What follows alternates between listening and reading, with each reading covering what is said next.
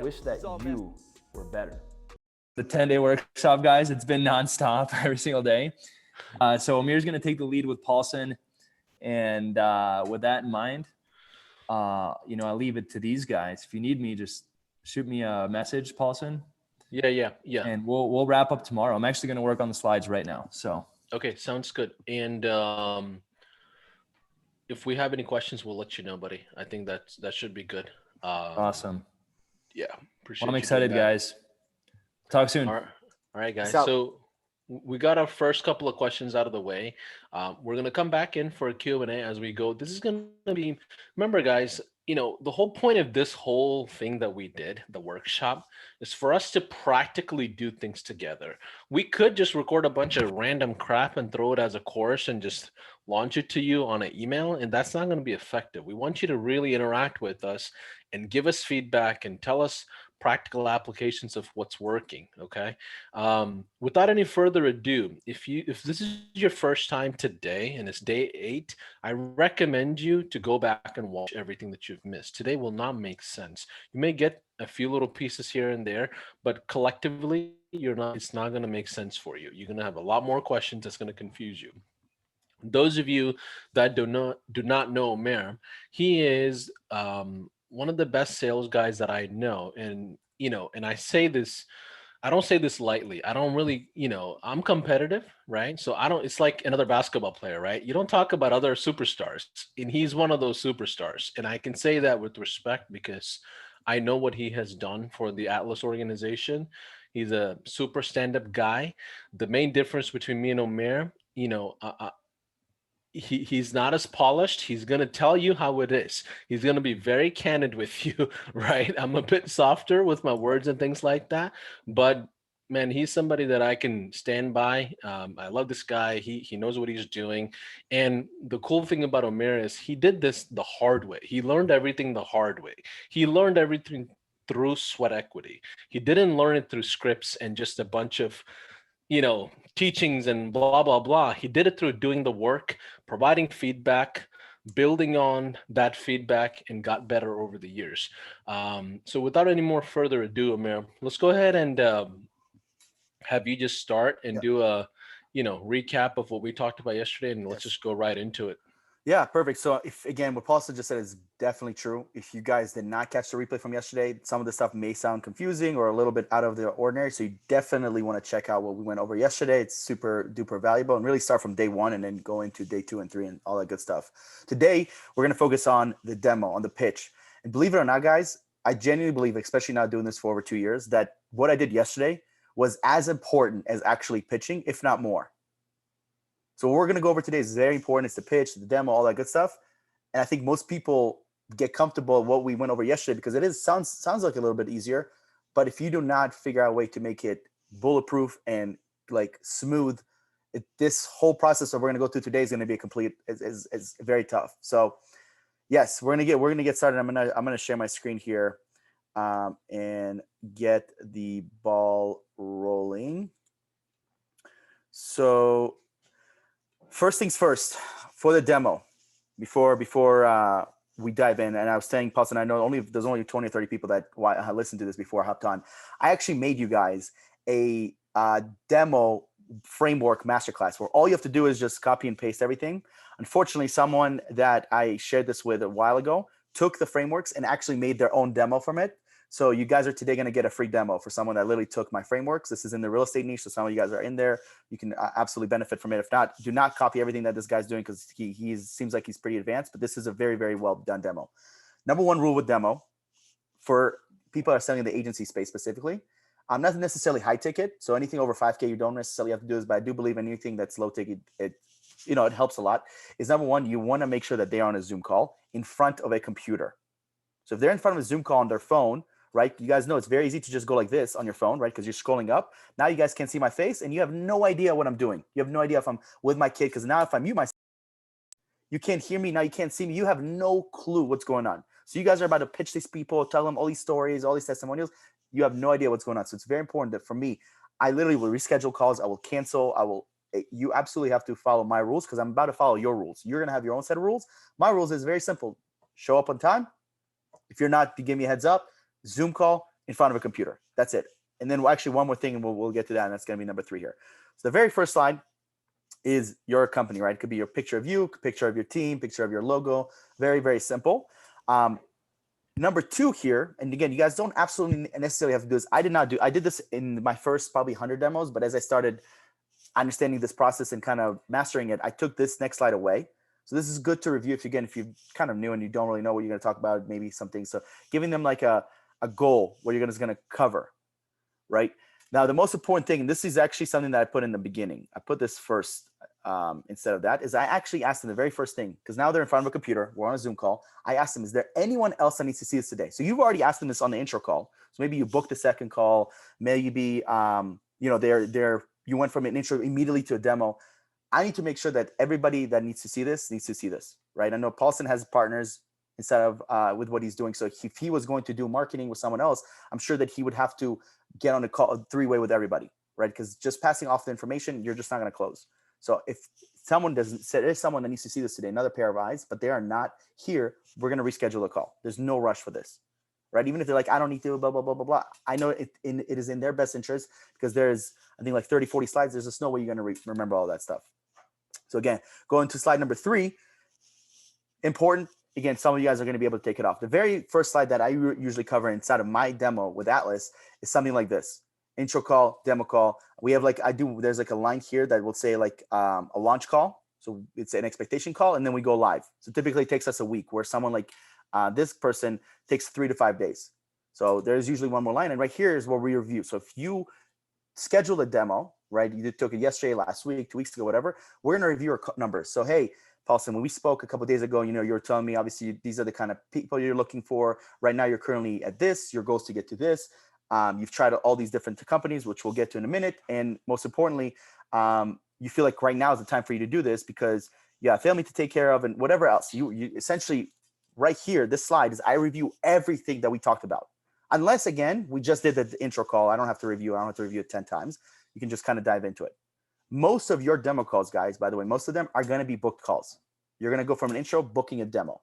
It's very unlikely someone that has all your people are going to have time unless you're giving them the expectation on the ad and for them to book an intro call for 45 minutes. Then it's different. So people that essentially book with me, they know it's 45 minutes. So the expectation is that, okay, this is going to be a longer call.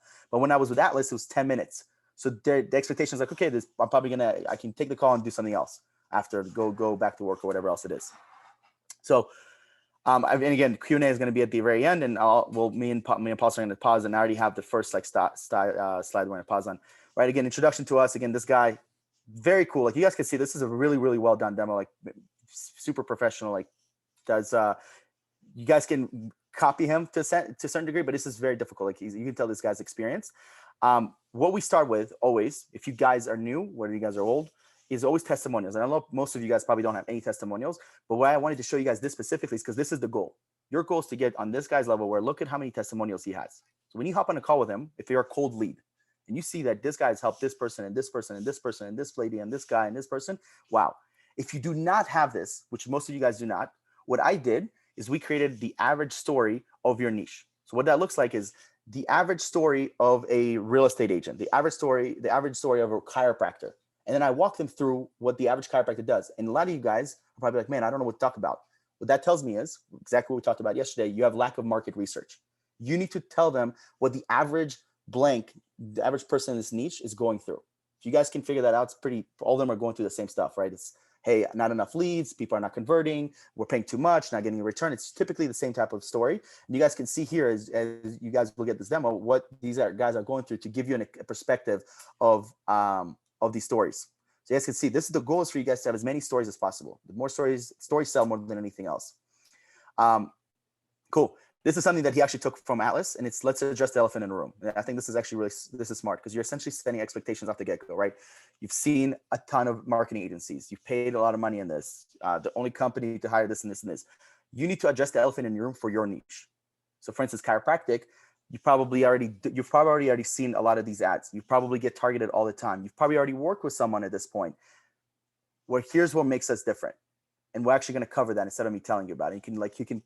You can plant the seed here a little bit, plant the seed, and then actually start covering it more and more and more. Hopefully this makes sense, Paulson. I don't know if you have anything to add before I continue. So nothing specific. So like those of you that were on here yesterday, you guys all understand that both myself and Omer, we have two different drastic extreme styles in how we sell. We were both loan closers for our own agencies and things like that, but we follow essentially the same framework at the end of the day. The classic Dan Kennedy, two-step close is what we normally do, right? And Exactly. the reason why we 100% encourage agencies like yourselves, or even small business owners, some of you that are in here that are getting ready to go into marketing services, we really recommend a two-call step to selling your services, Yes. especially, is because the first one is just clarity on a good fit. That's it. And qualification of two parties needing to meet together. The second step is the demonstration, the actual demo slides that Omer is talking about today, where we show them how we're going to get them to that destination, right? We're going to just simply show them what our services are going to be. And that's going to be the biggest difference. It's not going to be essentially one fancy word versus another. It's not like tactical, don't be a button pusher, right? It's really understanding why those buttons exist to be able to push, right? So just want to make that clear distinction. You can have different ways to make this recipe. At the end of the day, they just want a good meal. Beautiful. Beautifully said. And again, you guys are going to take a lot of this from me today, and you're going to be like, man, this is way too long. I'm going to shorten this. You know what? This is not long enough. I want more. Make it your own. This is yours. Make it what you guys are what's going to help you sell, what's going to help your client understand your process. So if you don't have testimonials, right, you just want to jump into the average story. If you do have one testimonial, make that one testimonial your story. You can even reach out, ask for more pictures, partner up, give them a discount, because I'm telling you guys, if you guys can find one person that can put their brand, their recognition, their name to help you guys out, is going to go way longer than someone paying you an extra $500 a month. Mark my words. We're still using the same testimonials that we've had since 2018, because we still have the clients are still working with us. So they love us. 2 years of working with a marketing company is very impressive, right? The average retention in the industry, so just so you guys know, is 1 month, right? So we got to 10 months, which is that's better, but still not good enough, because I know people are doing even better than that. So to me, I'm thinking in my head, the average retention is 1 month. How do I make it even a little bit better, right? And I'll let Joel to get into that a little bit more. But as you guys can see, okay, story time. Again, just one story. You guys can just go through one story, really explain to this person, hey, this is what happened when he came to us. And, a lot of these stuff, it's very scripted just to help you guys out. But this is what I call the second stopping slide. The first stopping slide is right here. We're going to review the numbers. We're going to go over the objectives, all that good stuff. And we're going to plant seeds. But the second slide that's very crucial is right here, is the history. Remember, I talked about it yesterday. It was the first question you guys asked them, like, who do you work with? How much you pay? Right here, if you guys did not, for some reason, did not get enough of an answer, maybe they forgot something, I make sure, and this is how you approach this. So, Paulson, when we talked yesterday, you told me that you've worked with Zillow and Facebook and have done networking, but nothing has worked so far. And you said you've spent about $2,000 a month. Is there anyone else that you've worked with? Is there anyone else I'm missing? Okay, so it's just been Zillow, Facebook, and networking. Yeah, I usually do Chamber of Commerce and BNI as well. Perfect. And out of those, which one gives you the best return on your investment? I really don't know, honestly, like a little bit of everything, but I think Zillow is probably the only thing I can think of right now since I'm in real estate. Yeah, that's perfect. So, obviously we're going to be talking more about the social media aspect. So as far as Facebook ads goes, have you worked with this company that you're currently with for how long? Maybe 3-4 months, and I kind of don't know what all they do, but I just pay them the money. Do you feel like you're getting your money's worth? Because it doesn't really sound like it.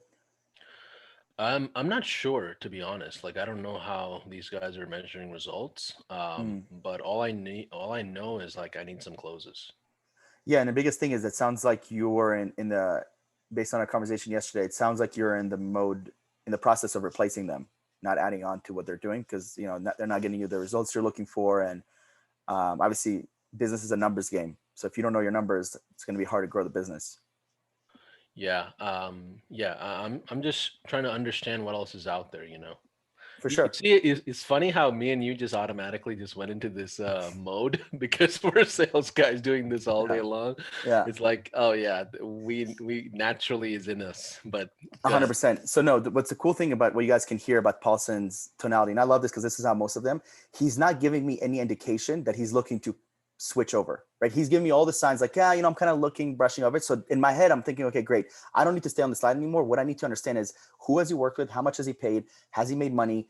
Like probing questions, but nothing too pushy. I haven't been too pushy with him yet, but so far he hasn't given me any indication that he's looking to replace someone today, right? So now as that's in my head now, and I understand that, that tells me that my value of my product has to overcome all the negative connotations that he has with marketing. Because if it doesn't, he's not going to pay me anything. Remember I told you guys yesterday, it's not, people don't pay you because of pricing, they pay you because of value. So we got to make sure that the value is there. Cool. So this is the second slide I swipe on, and I will not, and I used to just kind of breeze through this, guys, by the way. You're doing yourself a disservice. You're doing them a disservice. You want to make sure after this, you're not talking about their history anymore as much. Here, you know exactly what they've tried, how much they spent for, how long they went for, all that good stuff. So now obviously going back to the story, he hasn't really closed anyone. Nothing worked, right? But now here's where he's at, right? And it's what we call the frameworks. Here's where he was, where he started with us. Here's what happened when he got what kind of results he's getting with us, and he's what the future looks like for him, and where we're planning to do with him in the next 1 month, right? So he's able to grow from 500K to 1.5 million consistently per month. It's pretty dang good, right? So right, we're going, but then you can see like this guy's a lot of stories. So again, most of you guys don't have testimonials. So before I get into the system, very simple for you guys that don't have testimonials, all you want to have is anyone here? First slide is like a picture of you, your logo, company. Right over here, your goals, where you're going to talk about the timeline that it's going to take, and then the average story of the person that you guys, your niche. That's it. And as soon as you go over that, get right into your actual system. So this is very important to remember, because I used to sell, and this is how I got good at sales. This is why Paulson's really good at sales, because the way I would sell Paulson is different than the way I would sell Christian. They're different than the way I would sell Greg and Jen and all these other people. So if you guys want to get good at selling, you absolutely have to become really good at adapting to people and situations. Yeah, like if you're going after real estate, naturally they're usually a little bit better on sales than a lot of the other industries, like Correct. medical, right? Yes. But they have a trust issue, so it takes them Correct. longer. It's a longer cycle, but the way you sell to somebody who's advanced in sales versus who's not advanced in sales is different. Yes. There's Correct. a component. I would say that's part one, and part two is sophisticated buyers versus unsophisticated. I'm not going to get too deep into that, but people that have money, they don't need to be seen. Oh, the average story. Like if I'm doing $2 million a month, and you're showing me someone that's doing $5 a week, I'm like, what is that? That has nothing to do with me. So this is a very important note. If you guys are taking notes, do not go over an average. Do not go over the story with someone that makes a good money. The people that have money, they value time more than anything. So you got to get right into it. Show them how you're going to save them time and how you're going to be able to add on to what they're doing right now. If you can solve those two things for them, give them back their time and increase their revenue, huge. Here's the good thing for a lot of you guys. Most of the people you guys are going to be talking to are not in that case. They're making what the average American is making. They're not doing hot. Just be ready, because there are going to be opportunities for you guys, even with cold email, with the most random ways you guys can think of, with a sophisticated buyer that's making a lot of money. Just be prepared to being able to adapt to them, because I used to sell everybody the same way. Guess what? I wasn't selling as much. As soon as I started adapting to certain situation, like Paulson said, different niches, and most importantly, sophisticated versus unsophisticated, changed everything for me, because I was able to actually conversate with people that are on different levels, which is going to be easier to pitch. Cool. So you guys can see, realistically, again, first, for you guys that have no testimonials, just getting started, your first few slides are probably 10 slides, 10 to 12 slides. If you have testimonials, great, add them onto it and go from there. Then you get into the system. You can name your system. We name your system Patients on Demand system, whatever. You can see apps on demand. This doesn't really matter. They will never see this. This is just what you call it on the demo. This is not what your actual company is called. So, leads on demand, clients on demand, whatever you guys can want to call it. And then you get into the actual meat and potatoes. And this guy's doing it a little bit differently than how I would do it, but I thought it was pretty cool because he's actually like walking them through the process, right? And he's showing them like, look, here's the kind of people that I'm going to attract into it, right? High score from homes, smart forms to qualify. And then he's actually showing them what he does here, what he doesn't do here that I do a little bit more is I actually show them the ad. I show them the ad. I show them the offer. I want them to know exactly what I'm going to be putting for them. And I used to skip over this very fast because we used to do a $21 offer for chiropractic, and most chiropractors hate that. But what happened is I used to skip over that very fast, and then that objection would come to the end. And because I didn't handle it properly and at the right time, they didn't buy. Even though I handled everything else was great, gave them an amazing offer, deal, discount, blah, blah, blah. They didn't buy because I didn't handle it. So for you guys, you want to show them what the ad, what the offer actually looks like. Show it to them, walk them through it. If you have to exit the screen and like open up facebook.com, show it to them, because your goal here is to get them approved. You want to get them, you want to get a green light on here's exactly what I'm going to do for you first things first. Because if they're not agreeing to this, there's nothing to pitch. So first things first, get them approved on the ad, on the offer, the copy.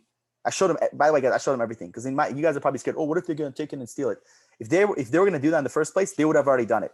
It is way harder to run ads than a lot of you guys actually, like you guys maybe have some experience versus not. Someone that's busy, that works 30, 40, 50 hours a week, they don't have time to do this stuff. That's why they'd rather pay you thousands of dollars so you guys can do it. The very first thing, again, I got to get approved is here's my copy. Here's what I put for you guys. Here's the pictures. Here's the ad overall. How does it look? Cool. Is this the kind of ad you're hoping for? Are you okay with us advertising something along these lines? Doesn't have to be exactly this, but something along these lines. Perfect. Awesome. Check number one. Number two is your CRM, right? Obviously we're on this call because we're all probably using the same CRM, right? And this is where we actually go over GHL. Actually, what I do, what nobody else does, and I think you guys should do this because it helps, is this is one thing that I took away from car sales. And I wasn't good at car sales, by the way, guys. But I remember the people that were really good at car sales were the people that went over every single detail from the beginning to the end. And I used to skip steps. I used to show someone the car from the outside and test drive it. But people that can show you the car from the outside, explain to you how the engine works, this, go to the back, then go inside, Bluetooth, this backup camera, and really give an experience. Right. I want you guys to, this is the biggest takeaway that I have for you guys the next 2 days, whether it's an intro call or demo call. If you guys hop on a call with me, right, whatever I'm pitching you, it doesn't matter at this point, I will make my conversation with you an experience. You're going to remember speaking with me because you're going to leave with something out of it. But other guys are robotic, and it's just like these guys, you don't want to be in the call. They don't want to be in the call. It's just like, it's dreadful. So I actually exit out of this. I would literally open up Go HighLevel, and I'd actually show them how it looks and show them how it works and show them, look, this is one of my clients. Look at this. They're literally not doing anything, and they're getting all these messages getting sent back to them. By the way, Paulson, I can talk about Go HighLevel, right? I'm assuming before Okay, cool. Because I know yesterday, why not? yesterday I went a little overboard. I started promoting everybody on everybody. So today we're focused on Go HighLevel. But literally, guys, I'm not joking. I literally would go in here. I'll go into conversations, showing them the opportunity, showing them what someone here what the processes would look like, and the messages are getting sent out. Yeah. To show them that not only is it just Facebook ads, but it's also the CRM. Yeah, I do the same thing, but I stay on the opportunities board and let them see the leads transition. Hey, here's what would happen when the leads are transitioning. Here in this phase is where you would pick it up, right? Yes. And after Amir goes through his flow, I'm going to show you guys my flow as well. How many of you guys have watched my training on demo slides or strategy sessions? Give me a 1 if you have seen it. I think I did it about 2-3 months ago. We had like 2,000 people watch it. Okay. Yep. There's like 1 or 2 people. Oh, there's more. Okay, cool. Nice. I'll go over that as well. It follows the same framework. It really does. But I'll show you the same exact thing in different slides as well. And I do the same thing with Go HighLevel as well, where I just go to the opportunities and say, hey, here's where the leads are coming in. Here's where you intercept and close them. I love it. So I want them to see the flow, right? Go ahead, Omer. Beautiful. So the first 2 things that I show them, guys, as you guys can see, is the Facebook ads and the CRM. Because those 2 things are the most important things. They're going to pay you for those 2 more than anything else. If you guys have more things to add on to this, to your actual system, I would encourage it. What I don't encourage is you guys going after Google ads and SEO and Facebook ads. Stick to one of those platforms. All of them work, but just make sure that the platform that you're utilizing is best for your niche. Here's an example. Facebook ads is really good for chiropractic. Google ads, not so much. There are people that succeed with it. There are people that don't. So I think all of them are great. If you're good, you figure it out. So those are the first 2 things that you guys can see, like tracking profits. This is what he's showing them. with the most important thing with a CRM, and I love what Paulson did. I do that. I would do the same thing, right? I probably should do the same thing, go on opportunities. But the most important thing is, besides showing them Go High Level and actually how it operates, is going over their numbers. So now we're going to go, we've done two things, right? We essentially set the frame of what the call is going to be for. We went over their history in detail, even more than the first call, because now I made sure that there's nothing else. I know everything else. Now let's talk about your numbers. So when I open up Go High Level, I actually want to talk to them about their numbers. And I used to have a screenshot of someone like their value, case fee, blah, blah, blah. So that way I can break it down, because now I have to know, this is very important for you guys, I have to know the break-even point for the people I'm on a call with. Because the worst case scenario when they work with you is that they lose $0. If someone works with you guys and then they lose $1,000, $2,000, $3,000, not good. So the worst case scenario is I need to know what is the break-even point, because now I can sell them. Because I know that we know the best case scenario, 10, 10x, 20x, blah, blah, blah. Let's do the most realistic scenario. That first month is probably going to be just enough for them to pay for the second month. It's really the second, third, fourth month that it's going to start escalating. So here, what you guys would want to do is open up Go High Level. And you guys can essentially, you can just screenshot, it can be all zeros, but you can show them the numbers and be like, okay, so if I brought you, if a lead came in today to your practice and you closed them, how much is a case fee usually worth to you? $1,200. Do most people pay up front? Do they pay in payment stalls? How do your payment plans work? And now you ask yourself, okay, well, if I get him 2 clients, it's $2,400. Most people pay in full up front. That means that if I can get him 4 clients, that's 2x. Do I think that I can get him 4 people to walk in the door? Yes, I do believe, because I have a ton of leads. So my goal here, and this is like, someone told me this, and I never really believe in this, but I think some of it is true. But the person that tells their numbers first loses typically, which is why they call you like, how much does it cost? How much does it cost? It's like, well, dude, let's figure this out, because we can customize it for you. Because some people are going to increase ad spend with you. You guys are going to have clients over the next 6 months to a year that love you guys, that believe in you so much that they're going to increase the ad spend, and they're going to add a second location and a third location and a 4th campaign. Got to get to that level first. But again, that's the most important thing in the first couple of slides is, again, showing them the Facebook ad, going over copy ads, and then actually going over the CRM and the numbers. That way, I checked off the 2 most important things. I checked off what are their history like, why they did not succeed, why did it not work, and now I know their numbers. Now I have all the leverage in the world to pitch them, because I know what I can discount to. I know what their break-even point is. I have all these details and they have nothing about me. They don't know They still don't know shit. They just know my Facebook ad, but they don't know how much I cost. They don't know all that stuff, right? So hopefully that makes sense. The last couple things here is the guarantee. This is a game changer right here, guys. You do not, and I think Paulson saw someone, I know Paulson has seen some people have very aggressive guarantees. Please don't be that person. I literally know someone right now that has to refund like 8 clients for $15,000, and he has no money to refund them because he spent all that money on ads. If you pull out the gun, better shoot, right? 100%. Otherwise, don't pull it out. If you cannot provide the guarantee, correct, 100% confidently, don't pitch somebody with it when you cannot sell honestly. And that's my true belief, right? That's my Texas Republican belief. If you pull 100%. out the gun, you better shoot, right? So otherwise, don't use it. That's not a weapon of choice. Facts, big fact. So be careful with this. Test it out. See what you can do. But there needs to be some sort of a guarantee. Every great company has some sort of a guarantee. It doesn't have to be aggressive. It can be a 30-day money-back guarantee. I'll work for free if this doesn't work. The better you get, the more aggressive you can get. I'm sure Paulson can attest to that. Real quick, Amir. So, guys, there's one distinction I want to make here, and this is something Joel had elaborated on, I think 2-3 days ago. There is a difference between the offer that you put out there versus the guarantee that you close them with. Okay, offer is the gateway drug that you bring them in. Guarantee is the trust factor that you enable them with afterwards. Wow. Okay. That's so well said. I want to say it one more time because I think it's right. I want to make sure. So if I'm selling services, an offer is something either education-based, value-based, discount-based, something that just attracts them into my ecosystem, right? That's an offer. A guarantee is something that enables trust factor in between. Hey, you know what? Yeah, we're brand new.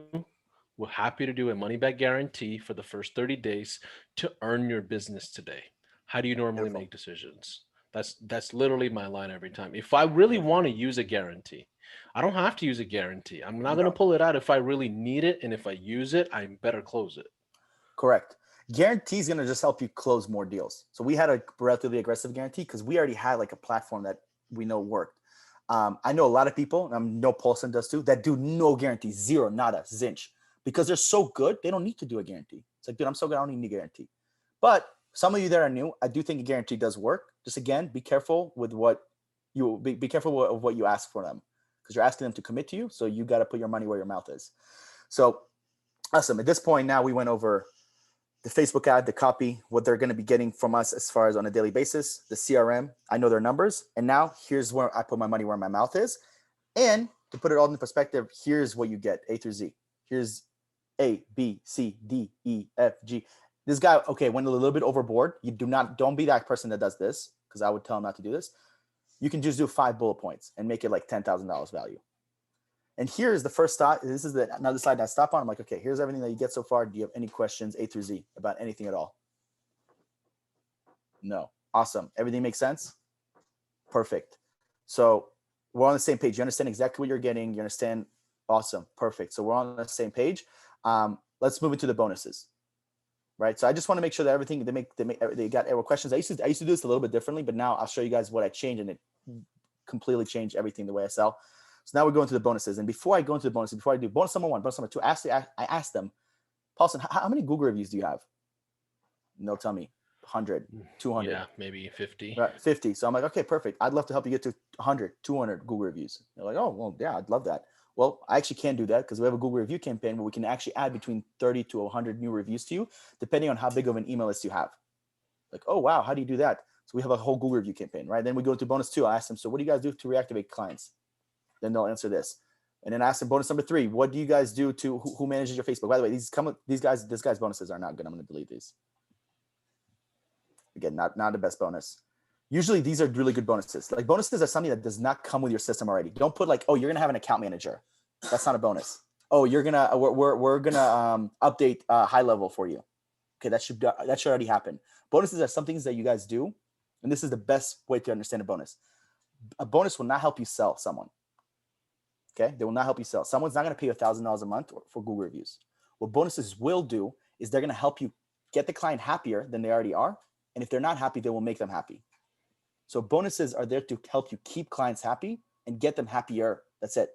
But they're already in. At this point right here, this person's already in. He's not in because, oh, Google reviews. I need to know. I have a feeling, and you guys can see like how Paulson was talking. Based on our conversation, I could tell if they're in or not. And here, I would stop a lot of demos. So if this guy's not excited, doesn't want to do this, there's no way he would be paying me anything. I have stopped many demos here because, again, this is the system. The bonuses they're not going to pay for. So if you guys feel like off, you feel like this guy's not in, like there's no way. Something's off. And I literally paused. I literally did this earlier. I was like, dude, there's something off. Like me and you we're not having the same conversation right now. How can we get on the same page?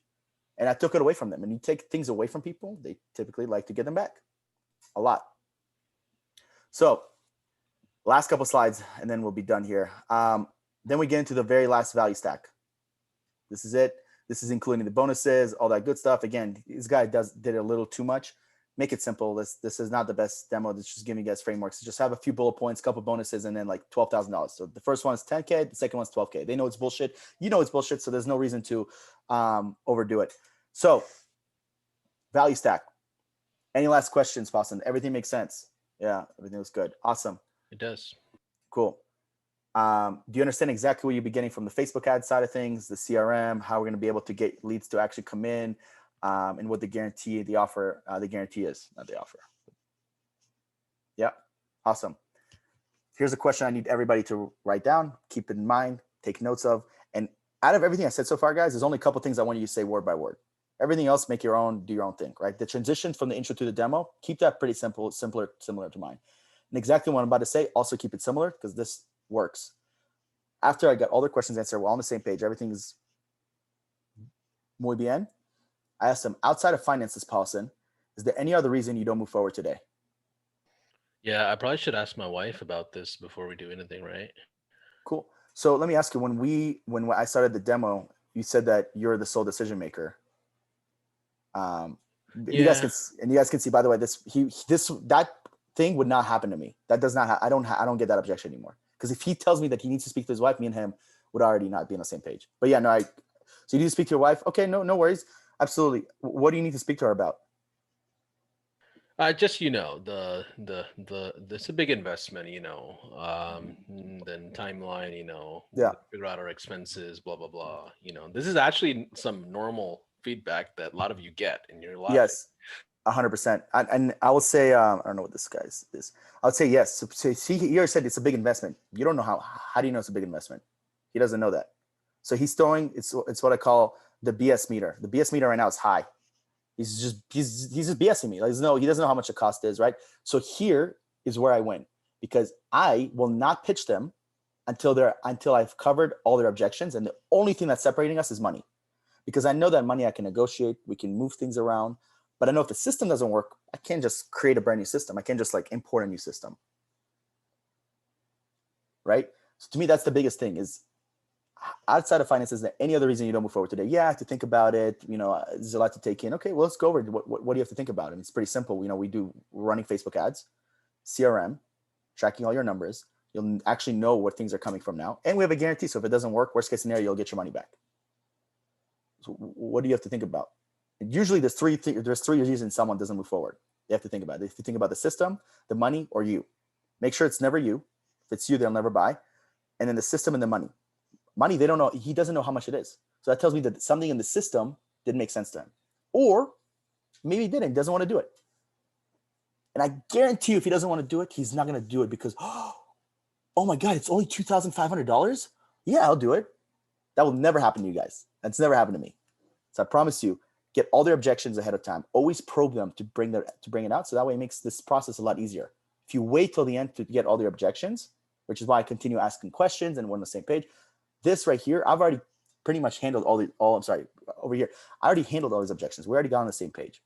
I just need to know if it's finances. Let's make it work. If not, we'll figure out a way. We'll figure a way in.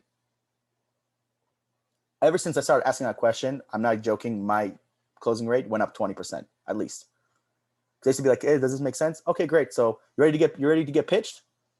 I used to say that, and they're like, I guess. Instead of like asking for commitment. Right? And my commitments outside of finances, what else is stopping us from moving forward today? Today, right now. Do you guys know the number one reason salespeople struggle is because they are scared to ask for money?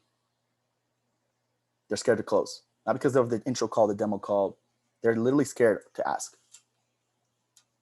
Don't be scared to ask, because the vice versa effect, they will 100% ask of you something. Then let's say Paulson's like, yeah, it's just the finances. Let's see if we can make it work if it's finances. Awesome. Well, look, Paulson, if you want to take your time and think about it, no worries. There's actually two options.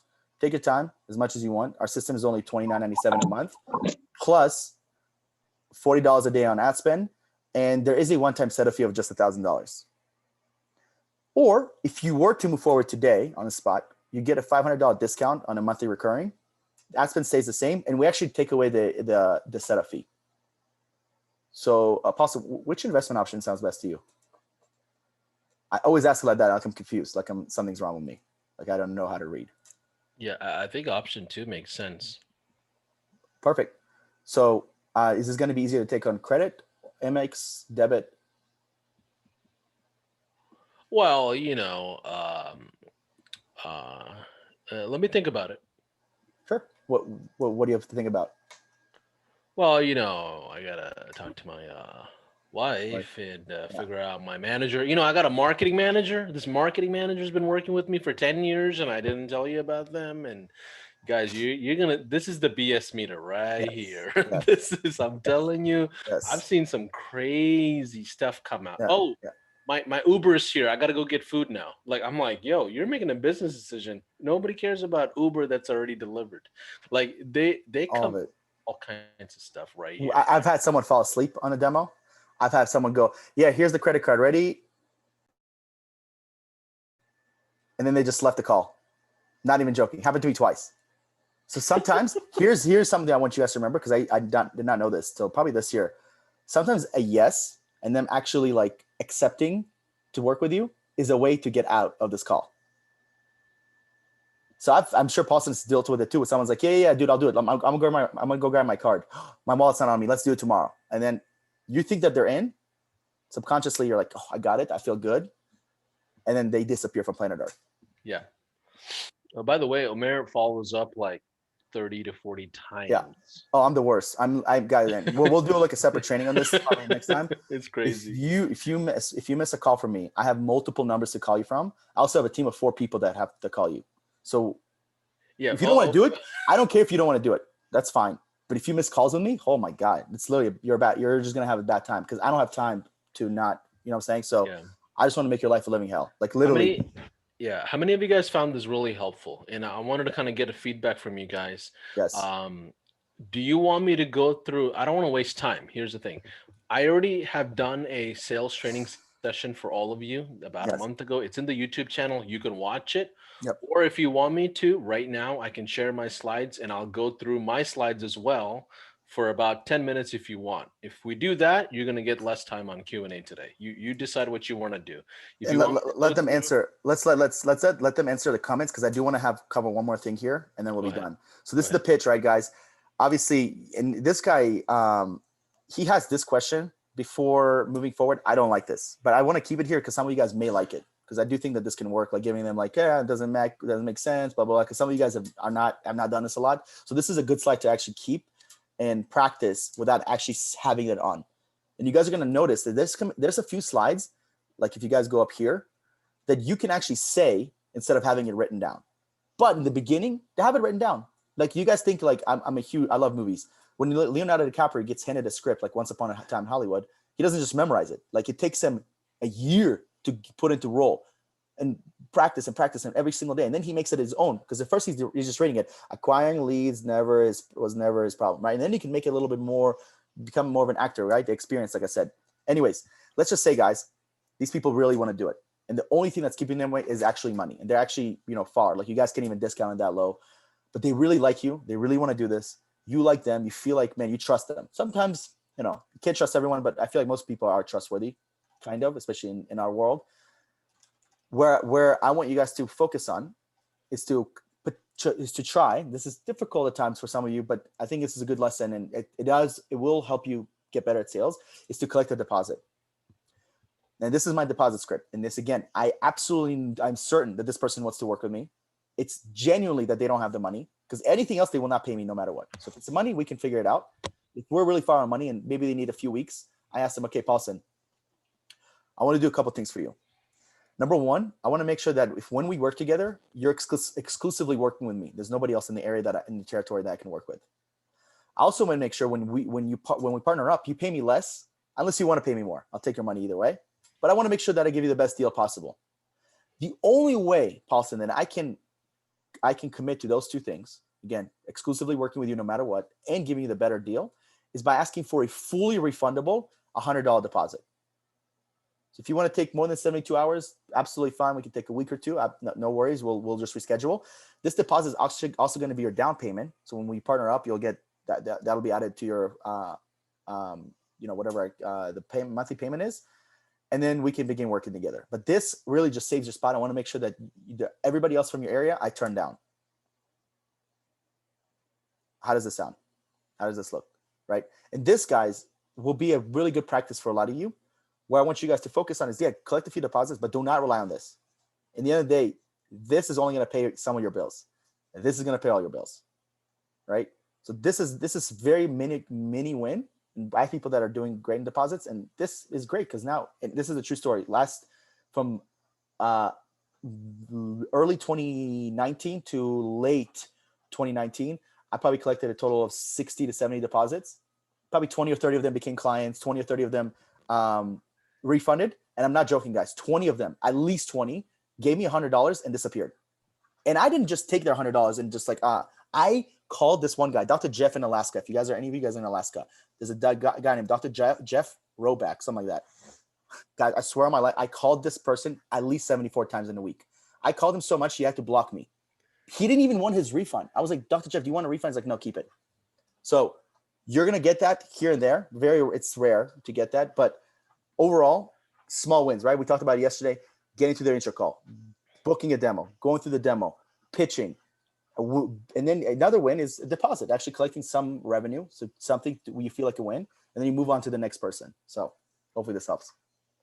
Absolutely. And Omer's not exaggerating on those follow-up numbers. He does call them 20, 30 times. And I've had those conversations with Joel and Sergio, one of the other partners, like, yeah, Omer will call them 9 o'clock at the night and literally act like something happened. They died on the demo and they're at the emergency center. And Omer's calling to figure out what the heck happened to his life. That's literally what Correct. borderline abusive is what it is. Like, it's like, It is. you're kind of like, oh man, like how invasive can I get? The other day somebody had asked us about messenger calls, and I'm like, dude, try closing calls. You can go ham at those because you've actually talked to somebody versus even just prospecting calls. Yeah. I want to add one more thing. Because I only have about 8 minutes. I completely skipped this yesterday, and I think this is going to be a huge fit. And again, guys, by the end of the day, there's 79 of you guys here, right? 77, including excluding me and Paulson. In the end of the day, this shit's really hard. It's going to take time, patience. There's going to be a certain luck level that it comes into it. And I want everybody here to be successful. So we're giving you guys all the tools to make it happen. And in the end of the day, only a few of you guys will actually scale to the level that you dream of, just the reality of things. So let me give you guys another tip that I wish someone gave me when I first started. Any person I talk to, from cold email or LinkedIn, paid ads, I don't care. I add every single one of them on Facebook. Every prospect that I ever talk to, I add them on Facebook. And I asked them on the call, I'm like, is it cool if I add you on Facebook? I think I found you. You're the only blah, blah, blah in Alaska. Cool, add them. Now I have their number, I have their email, and I have their Facebook. So Facebook, what's cool is you can see if someone's live. You can see if they're reading your messages, right? You can message someone very late at night, and then it's not that weird. But texting someone is very personal. So that's what I started doing. So now I don't feel bad messaging someone really late at night because it's on Facebook. It's on Messenger. So they might not even open it till the next day or 2 days or 3 days later. But texting is so personal that if you bother someone with texting, it can get a little redundant. I learned my lesson. So that's why I add every prospect, no matter what, as long as they're in my niche and if they're great people, blah, blah, blah, Facebook. Because eventually you guys are going to if you get good, like how Paulson's doing it, myself, we made our Facebook our brand now. So when people click on our Facebook, they're like, okay, I can kind of see what this guy's doing. You don't have to do that now, but again, adding them on Facebook so you can have another way of contacting them, sending them information, connecting them with your clients, the people that you work with on Facebook. It's just so much easier. I used to do everything through text. I realized if you're on Facebook way more than you are on texting. So why don't we take advantage of that so that way we can make it work? So yeah, and it's not just Facebook, right? It's LinkedIn, Instagram, everywhere. And what happens in the ecosystem is, right, you have your agency brand and you have your personal brand. They're both working towards your whatever program, and you have another VA pounding results and content on both channels across multiple platforms, right? So you'll start generating organic inbound leads outside of cold Instagram DMs and Facebook DMs, just people going through the news feeds, right? They're just like, man, how do I not talk to this guy? Because, all he does is talk about my industry and how he's generating results, right? So it does have a lot of value. So let's see, what's the verdict? Do you guys want me to go through my slides for like 5-10 minutes and do less Q&A? What do you guys want to do? Give me a 1 if that's what you want to do. Give me a 2 if we want to go right into Q&A. Okay, cool. So I'll go really quick. And here's the thing. The framework's actually the same, okay? Between myself and Omer and a lot of us sales guys who sell. I don't do as many sales as I used to. I'm on business development now. So let me just share with you how I used to do it. You guys see my slides? Let's see if I can go to fit. This is the same slides. If you guys can remember, this was do you guys see my slides? Okay, cool. Omer, you see my slides, right? Yep. Okay, cool. So this was the presentation. If you want to go back and look at the headline, this was the presentation. I'm going to go to slide 7. Who wants to role play with me outside of Omer? Especially if you're in the medical industry, because my slides were on the medical side. Let's see. Let me just pick somebody. Christian, let's go with you, man. First one replying. Hey, Dr. Christian, thanks for jumping on. Here's what I don't want to do is slap on a bunch of slides and be salesy with you. Can we just get right into how we can bring you business? Yeah, that sounds good with me. Sounds okay, good. Awesome. Hey, man, just so you know, I just want to get a good temperature of where you are with your clinic.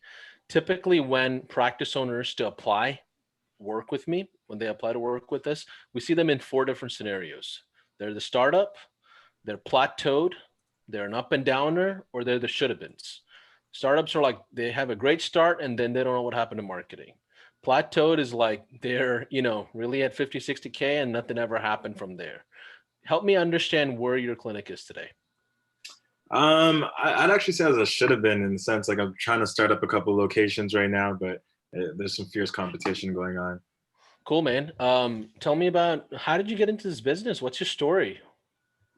Family, they really pushed me into the industry, pushed me Okay. into, they were super big on education, Jamaican, Nigerian. I And see. ended up, starting my own location after school and started building from there, and I wanted to continue to grow. Got it. What's stopping you today from growing? Well, what it is really just getting the number of patients, the amount of patients for my other location is struggling. I have one Okay. location doing really, really well, but we're just Okay. trying to get the other one off the ground. Okay, cool. I know we talked about this in the intro call that we did, but what's your volume like again, like typically on a weekly basis? On a weekly basis, in terms of revenue, we'll probably bring in around 50K. Yeah, no, not even revenue. I just want to get an idea of like your volume. Like how many patients can you actually see? I want to make sure when I partner up with somebody, they can actually handle as many patients that I want them to. Okay, so for our second location that we're trying to grow right now, the more the merrier. We could add in 100 pages if we could, Okay. So more the merrier. Okay, cool. So with that in mind, I'm going to skip over like 2 slides. It just doesn't make sense. I'm just going to give you a quick synopsis of why you should listen to me on this call. I do definitely appreciate your time. We're headquartered in Dallas. We've got about 38 people, full-timers, working behind you. And currently we're working with well over 460 other small businesses. About close to 220 are actual practices just like you. On a yearly basis, we spend around right under $5 million on advertising for practices like you. Is there anything else that I can make you feel comfortable with about me? About you. Is there any questions that you have that you just want to know? Like, I came from the healthcare industry myself before I got into marketing. We work with practices. Anything that you may want to know about our team that your team should know? Yeah, well, like I mentioned earlier, right now I'm really trying to grow that second location and Yeah. grow even a third one from that point. Is that something you guys have even helped people do before? Is that something you can help me with? Yeah, absolutely. Here's what I'm going to do. I'm going to go right into how we're going to bring you business. Would that be okay? Yeah, we can walk through that. Here's a framework I want all my practices to follow. And this framework was built from many, many years of doing this the hard way, working with practitioners just like you. At the top left corner, we have something called traffic source. And I know you've had practices telling you, other doctors telling you, oh, do Facebook ads, Google ads, SEO, blah, blah, blah. Let me just worry about that. Just stay out of that conversation, okay? We'll deal with the traffic and we'll decide what makes sense for your location. Once we have that, we'll create micro websites. In our industry, we call them landing pages, blah, blah, blah. We'll get you name, phone number, and email, put them into our own proprietary software that will start converting those leads for you, where you're essentially at the point of patient care, where your guys and your team can just literally figure out what is it that they want, because we're going to start filtering these leads ourselves with text messages and emails. What would that do to your practice if we had built this out for you? It'd be very, very, very beneficial if I'm speaking completely honestly. Okay. I've worked with marketers in the past, and it just kind of flooded our front desk lady, and it just wasn't working for us. So Okay. What adjustments did you make when you figured that problem out? Well, we were doing pretty well already, and anytime our front desk would talk to the leads, wouldn't be the greatest fit for us, or it wasn't the greatest leads and such. And Yeah. really And I coming can, in. yeah, and I don't mean to interrupt you, but one of the biggest things that I always find out is front desk for medical practices is absolute garbage. So we had to build our own proprietary software that will actually start converting these leads for you.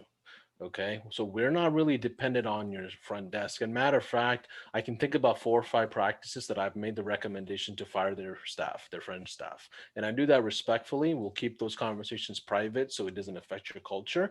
But if there's an issue on sales, I've got an issue on marketing, right? So for us to work together long haul, would you be open to decisions like that together when we can show you that you can trust us with marketing? Well, Cheryl's been with us for like 16 years now, but Yeah. If what you have makes sense for me and our practices. Yeah, absolutely. And maybe she's going to be the leader of that team, but at the end of the day, your entire growth is dependent on her quality of sales, right? And that's where we have to come in and make some decisions if there's no performance. If it's performing, we don't need to make any changes. We're happy where it is, right? And at the end of the day, what we're going to do is this: from a technology perspective, we'll run Facebook ads, Google ads, Snapchat ads, Google ads. We'll stand up a guy outside the traffic light signal to go to drchristian.com. It doesn't matter. We'll generate the leads, whether it's through text. We'll run our own software text campaigns and things like that. We'll bring the leads in, help you guys convert it. We'll do some of that lift ourselves with our technology and go forward.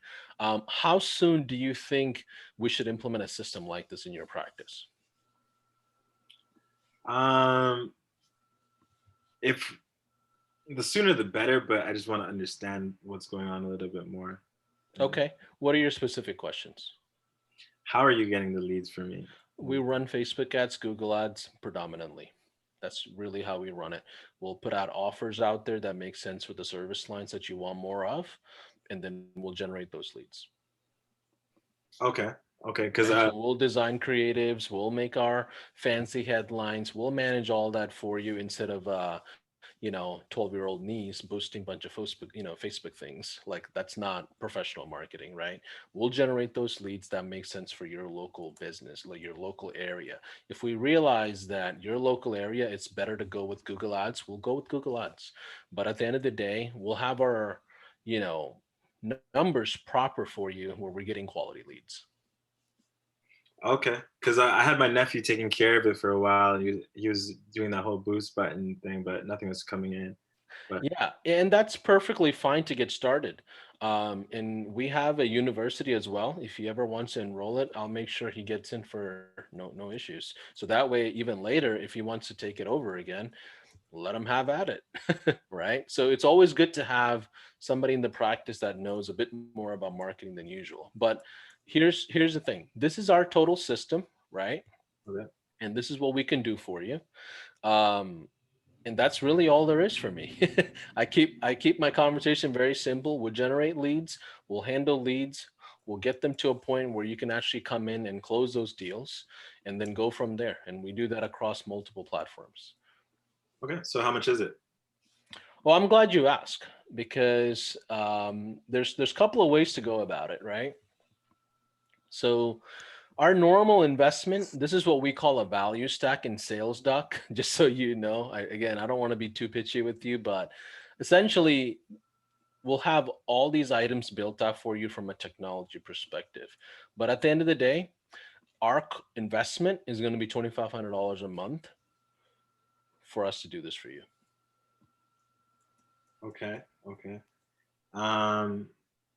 When do I have to get back to you? Because I just want to think about it a little bit. $2,500 a month right now. Yeah, it's not cheap. I get that. That's for sure. But I can tell you one thing. If you don't do anything about marketing, we're just going to stay where we are in marketing and sales with the practice. You've talked to other referral partners. You've talked to some of our other practices that we've worked with. And I really want to just earn your business. How do you normally make decisions? I usually take a little bit of time and think on it. But if it's something works well, then it fits into like where I'm looking to go. I have some pretty aggressive growth. Yeah, where are you looking to grow? What's your destination looking like? Third location down the road. Practice. Okay. But really just trying to build this second location right now. Okay. Well, let me ask you this, and with money aside, is there something you really want to know more of? I feel like I didn't do justice just explaining all this to you. To be honest, I'm not a super techie guy. As long as it works, it works. Is that 2,500 for one location, or is that going to cover both? Well, honestly, if you were to do all three, I'll just do all three at 3,000. It's not about the money. It's real. I just want to earn your trust, and I'm happy to put together some sort of flexible plan with you for the first 90 days and then go from there. Okay. So it's just 3,000 up. That's it. There's no 3,000 a month for the first like this. 3,000 a month for all three locations, first 90 days. So that'll be 9,000. If you pay today, I'll cut a slack and say let's just do all the entire month for 7K. The entire 90 days if you want to. And here's the thing. Here's what I want you to think about. We have experience. We've got a massive team behind you. Other practices like you, we're scaling every single day. I want to earn your business. What can I do today to earn your business? Well, if I could do it all for 7K for the first 90 days, then I'd be interested in that. Okay, cool. I would love to connect you with our accounting team, and they'll take care of the numbers and contracts and all of that. And let me leave you my cell phone number so there's no disconnect. Okay. All right. Yo, Paulson, before I go, guys, if you got value from the demo masterclass, I sent you the demo, Paul, so you can do it. If you got some value, drop some ones. I'd love to get some see some ones on here. Hopefully it helps. And then I got to run, Paulson. I don't know if you think anything else from my end. No, you're good, bro. I'll go ahead and finish up Q&A. At the end of the day, I want everybody to see like two different styles, and we're attacking the same thing. You guys realized in 10 minutes, I did the same framework as Omer, right? So make sure you follow Omer on Facebook, wherever he wants you guys to follow him. Omer, you guys said you were going to provide an email masterclass or something yesterday. So make sure you reach out to him for that. Yes. I know a lot of you guys already reached out. I will get back to you by the end of the week. I'm about to go snowboarding, so I'll be a little away. Where are you at? I'm in Colorado. I just flew to. Okay. I'm outside of Boulder. So cool. Shoot me a message on Facebook, guys. Add me on there. Show me any questions you guys have. I promise I'll get back to you in the next few days. And then I appreciate everybody here. Keep crushing it. Listen to that man, Paulson. Thank you, buddy. See you guys on the other side. See ya. Thank you, buddy. So let's go through Q&As, and I'm going to go through Omer's Q&As as well. I'm going to make one of you guys, let's see, George Kaplan. I'm going to make you the co-host because I may get dropped off because of bad internet, so I don't want us to restart. Did you guys find that valuable for both of us to go through two different variations? Same objective. Same objective, right? Two different styles. It doesn't matter. We get there, right? We get there. What are some questions? Let's go with hand raises again. Let's go with some questions. George, let's go with you since you're co-hosting with me, buddy. If you have any questions, let's go with it. Just as a token of love here. I love you, Paulson. Thank you for that. I want to respectfully decline only because I don't have one top of mind, and I have a friend here listening in. So okay, perfect. Christian, let's go back to you. Thanks for role playing with me. And you were being a bit nice for me, just so you know, because you know what I'm doing.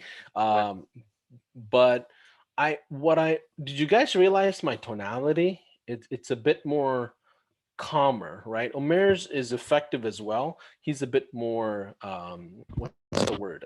He's a bit more high paced. Like he's a bit more higher energy. So I try my best to match the other person's tonality, their energy level.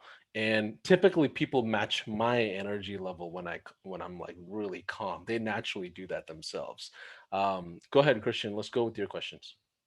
Cool. So what my question is what form, like for generating these strategy sessions, like how do you go about Facebook outreach and things like that? Is it going into groups? And it depends on the industry, man. Yeah. One of the most sensitive ways to do outbound marketing is through a Facebook profile, Facebook page, Instagram profile, Instagram page, which is why we highly always recommend cold email. People think cold email is dead. Good messaging on cold email is dead. It's not the cold email itself, right? So I recommend cold email, outbound cold calling. It's all effective if you do it at bulk. The problem with Facebook messaging and Instagram is those systems are extremely sensitive. So if what's the word? If you send more than like 15 or 16, the system picks it up. And then the last thing you want to do is get banned on Facebook. I actually don't do any outbound prospecting or marketing on Facebook myself. I literally would add people, like Omer said, if I wanted to, and let them get pounded on my newsfeed on results, right? Like it's a content play. I don't like outbound. Joel and his team, they do outbound. They create multiple profiles. Hold on. They create multiple profiles and do it at mass level. I personally don't. But then we've been doing this long enough that we only have one closer, which is yours truly. How many leads can I handle while I'm doing everything else, right? So we're not looking to scale like maybe some of you guys are. We're already scaled, right? So it's two different mentalities. But I don't recommend pounding Facebook. If you're gonna pound one of those profiles, do it to LinkedIn. Get like 10 LinkedIn profiles, go to Ulink, sign up for one of them things and just have 10 different profiles managed by one VA.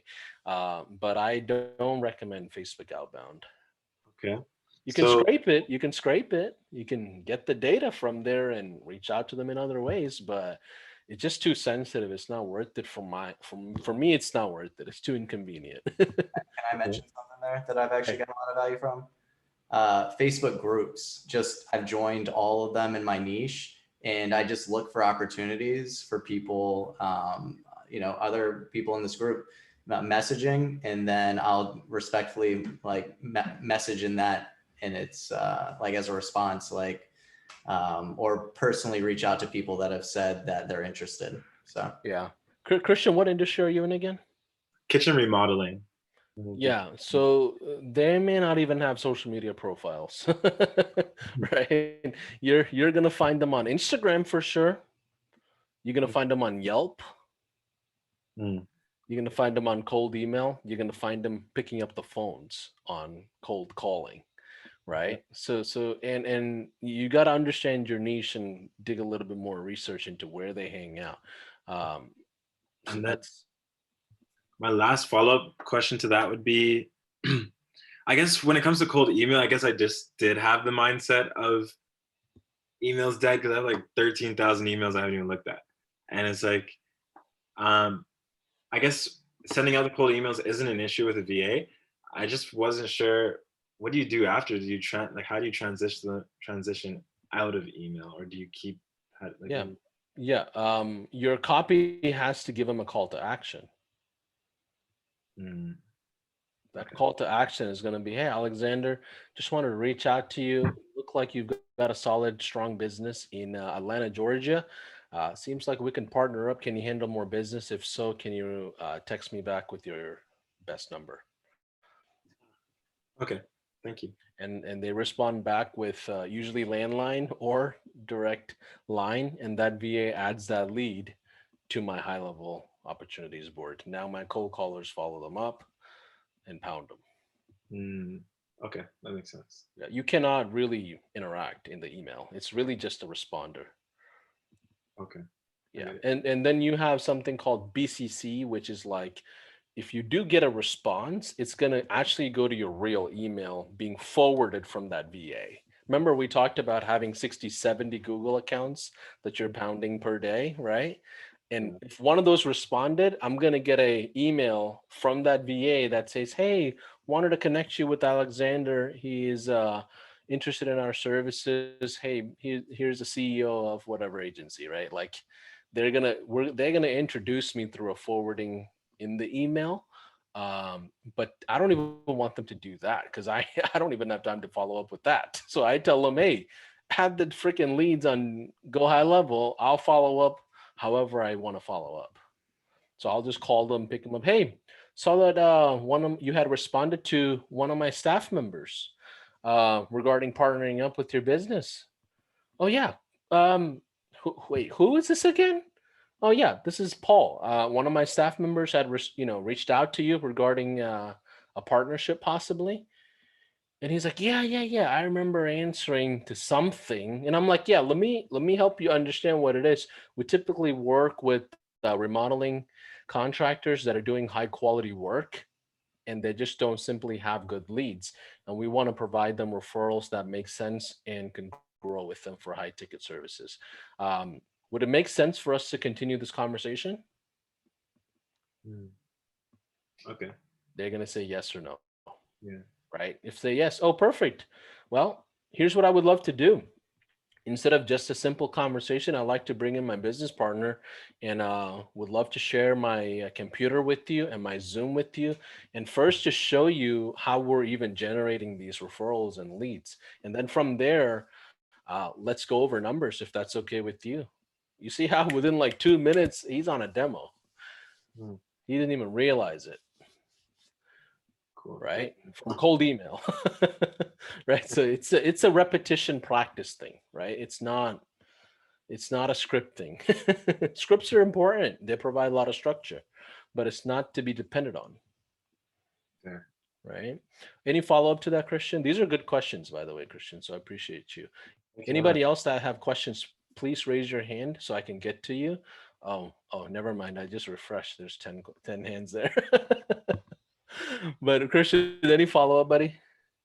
In regards to the follow-up, not right now. I just gotta take action, to be honest. Just do it. Yeah. I had somebody, I don't even know which one of you did this, but one of you emailed the support team and said, hey, I did exactly what Joel and Paulson told me to do on day 2. I sent out 110 messages to a Facebook page, and I got 32 leads for my SaaS offer that next day. I have the screenshot. What? Yeah. So some of you are overcomplicating it before you take any action. Just freaking take action. I'm telling you, you're going to close 5 out of those 30 leads at $200 a pop. That changes the way you do business right out of the gate. Somebody just paid for your entire ads for the month. That's what I'm saying. Like just start doing the work and you'll go far really quickly. JJ, let's go with JJ. Hey guys, thank you for taking my question, Paulson. Yeah. I'm in the automotive niche. My customer. Yes, I saw your video of liberation, buddy. I'm congratulating you. So first full month in, beginning of the month, I've been hitting it full time. My customer tends to be a little more direct and upfront, and I've been sticking with a two-step strategy: intro and demo. But it seems like there's some opportunity to get them right into a demo. Is there a downside of escalating them right into the demo? There is no downside. It's the environment that you have to set. That's the downside. You essentially have to set the environment of them like taking information, right? So JJ, help me understand what you do typically for fun. Are you a fitness guy? Are you an outdoor guy? Do you read books? What do you do outside of business? All of the above, but with the season on us, tomorrow I'll be snowboarding.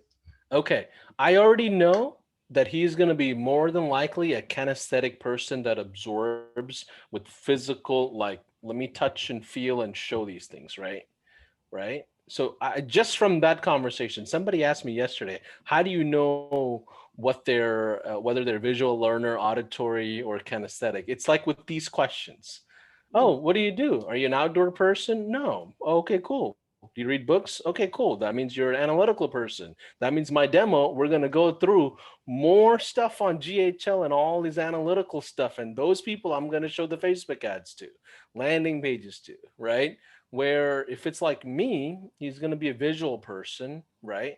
And I just need to see and I'm good to go, right? So JJ, it's going to depend on how you set those environments based on how they absorb content, right? If they can sit there very, very naturally for the next, I always recommend like a 3-hour gap between an intro call and a demo.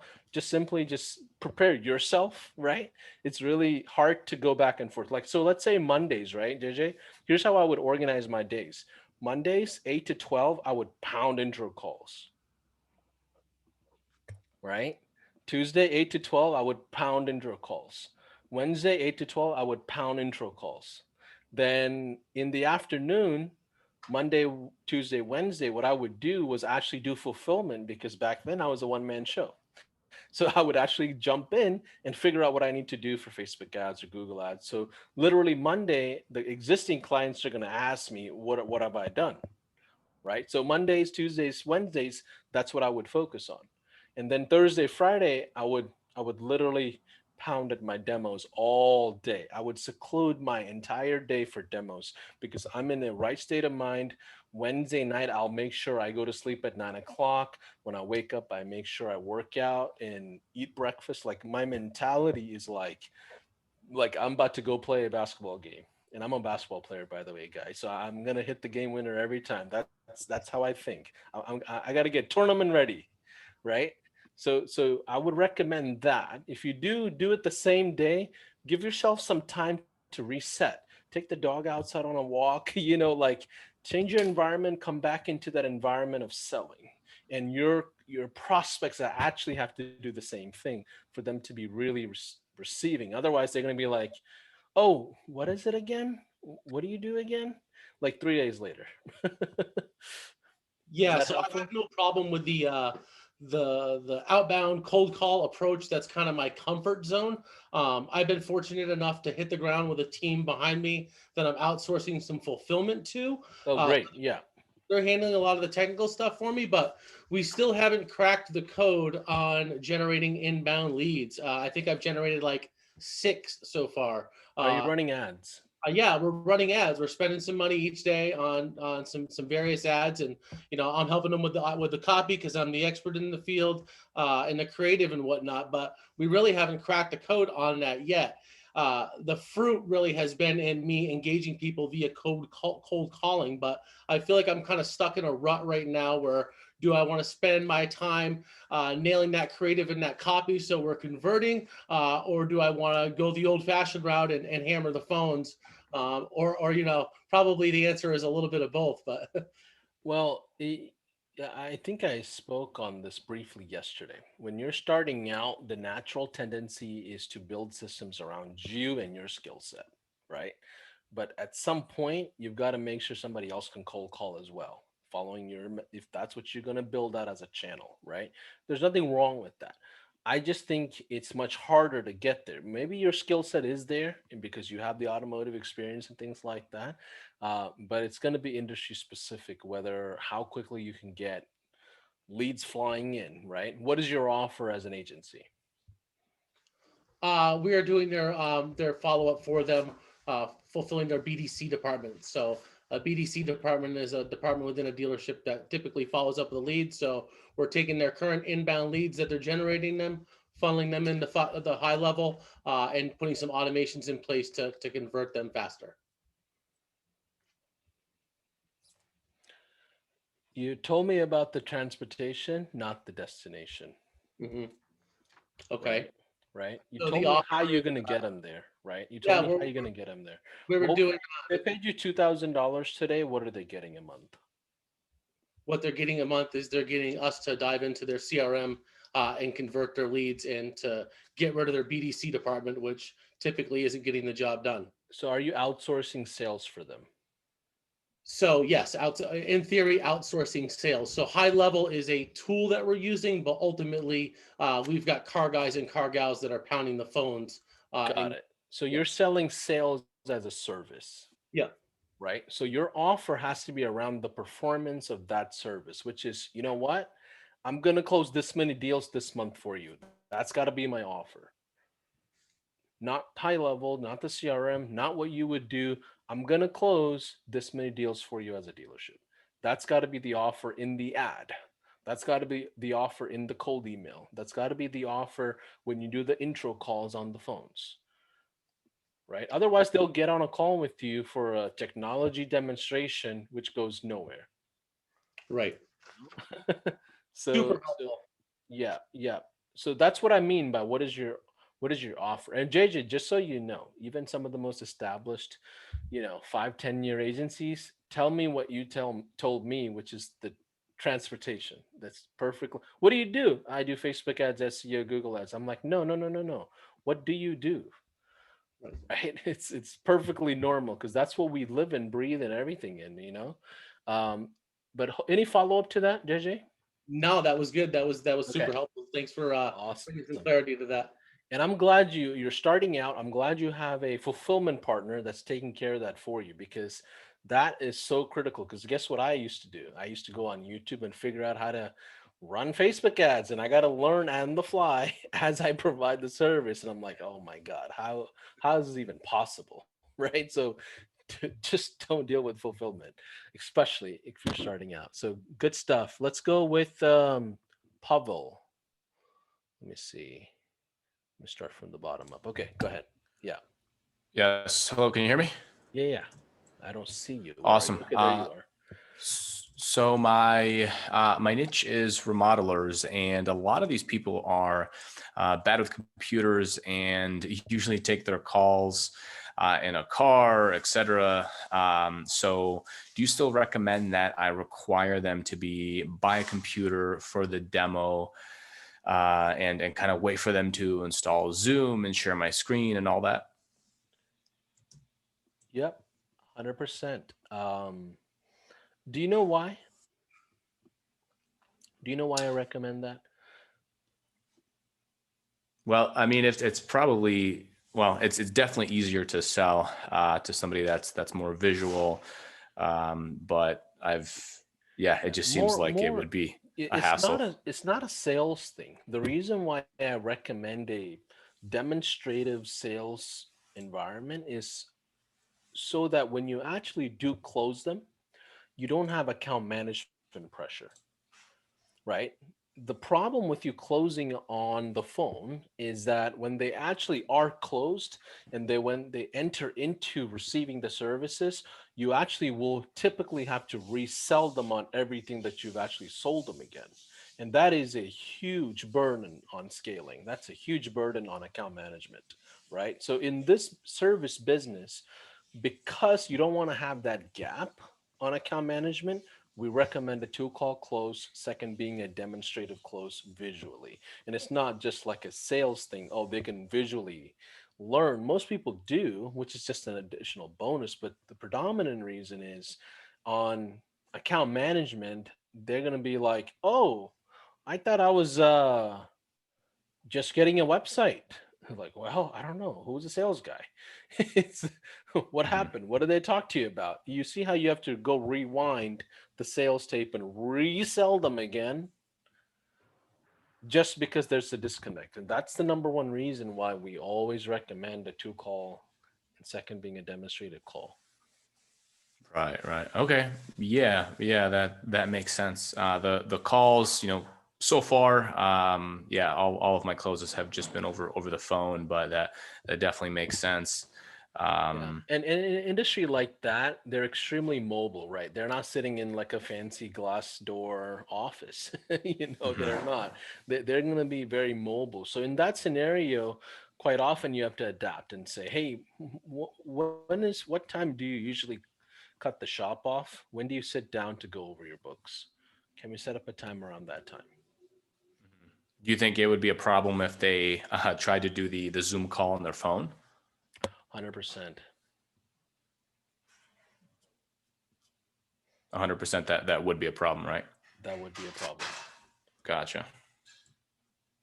That would be a problem. Okay. Because if I give them the phone, I'm not boxing them into a good environment of learning. Like, I want them to sit down, have a cup of coffee, listen to what I have to say. I don't want you to be driving with the phone on. We're not going to make decisions like that, Right. Hey, give me a second. Hey, can I get a spicy deluxe sandwich? I'm at Chick-fil-A. Like, we're trying to build a 7-figure business here. We're not worried about chicken sandwiches. I'm telling you, you're laughing because I've seen this. Yeah, no, it's actually happened to me where somebody was, they were like, oh, hold on. I'm at Starbucks. So yeah. And if you spend time in, especially if let's say, what time zone are you in? I'm in Vegas. California time zone. Okay. Yes, Vegas. Yeah. So in your specific time zone, you can attend meetings in the evening, right? Hmm. Yep. But let's say you have a closer out in Miami, Florida. It's easier for him. It'll be harder for him to jump on a call at 9 o'clock to talk to somebody in the West Coast at 6. So you gotta. There's a strategy there on how you pound evening calls and weekend calls. But certain industries require that. Their home services, you've gotta really set them apart. Otherwise, you're going to waste a lot of time. And they have a huge fulfillment problem typically because of this issue. Home services generally have this problem. They don't know what they bought. And they go into account Gotcha. management trying to figure out what they bought.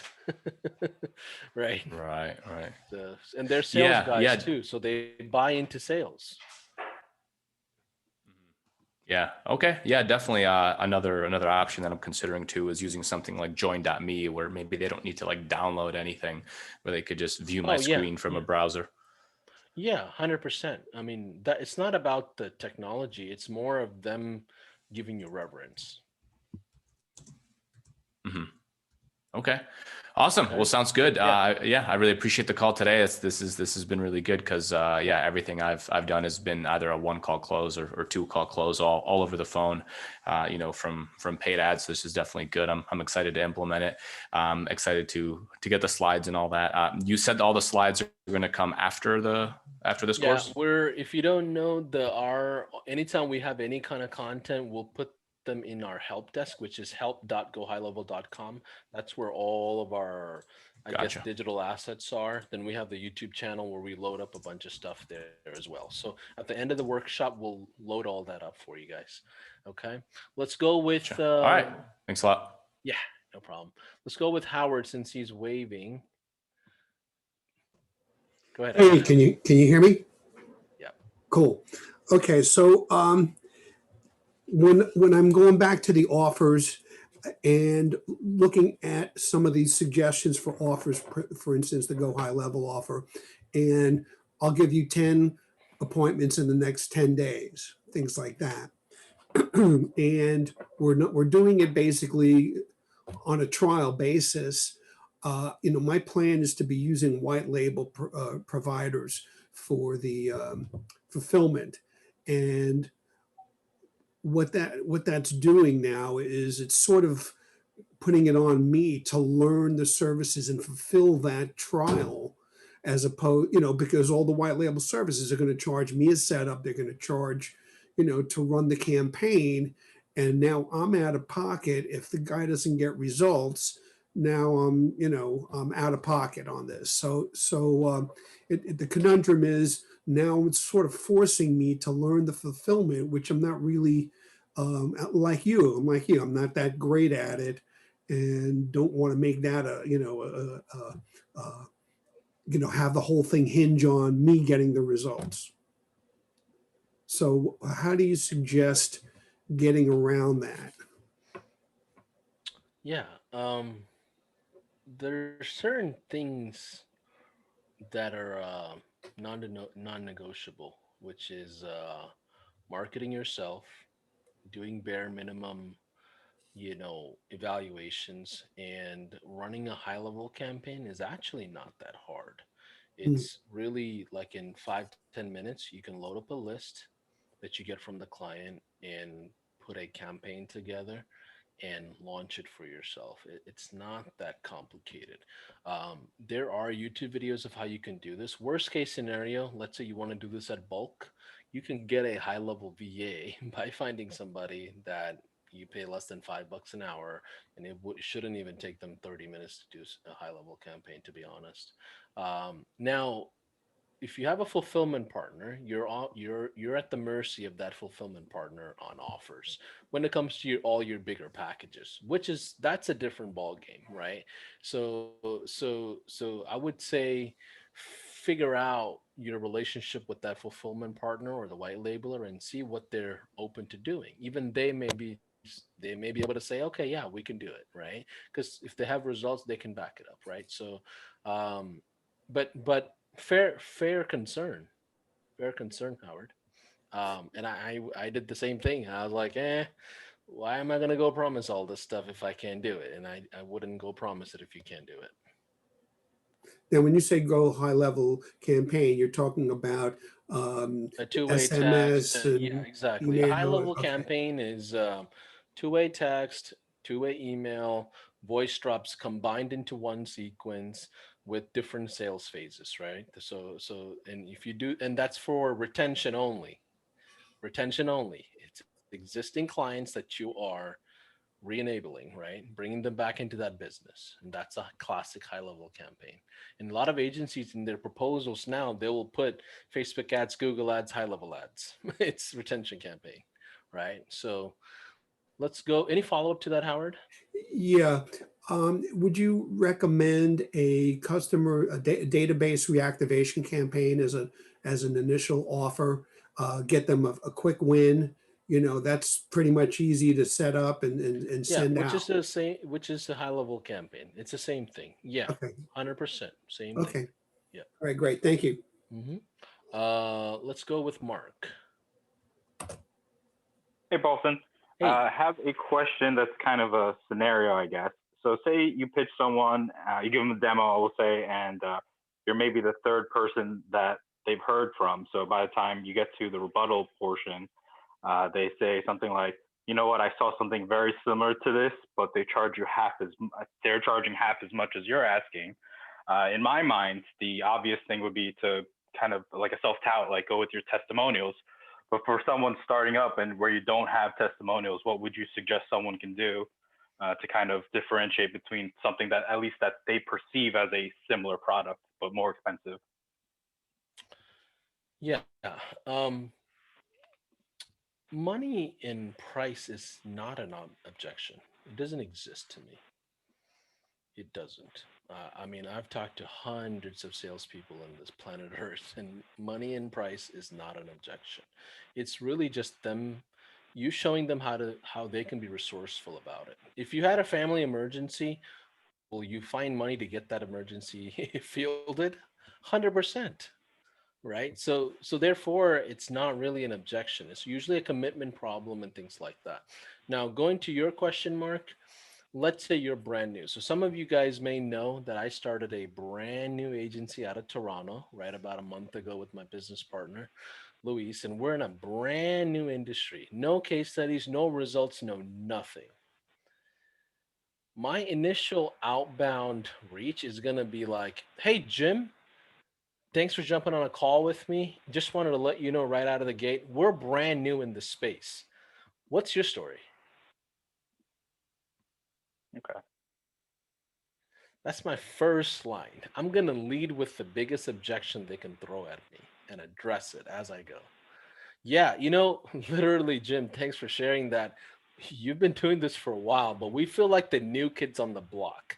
Can we show you how we can actually generate results with a money back guarantee?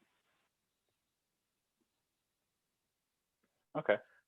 Right? So your worst objection that somebody can actually throw at you, lead with it. If you can actually field it, right? If you can lead with it, go for it. If you're some of you that are too expensive, accept the fact that you're too expensive. Jim, honestly, this is an expensive program. I get that. You're 100% right.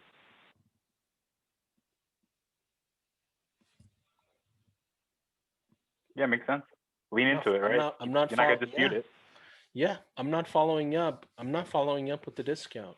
We are expensive. And Patient Rush, for a long time, we were expensive. We were charging like $3,500 a month.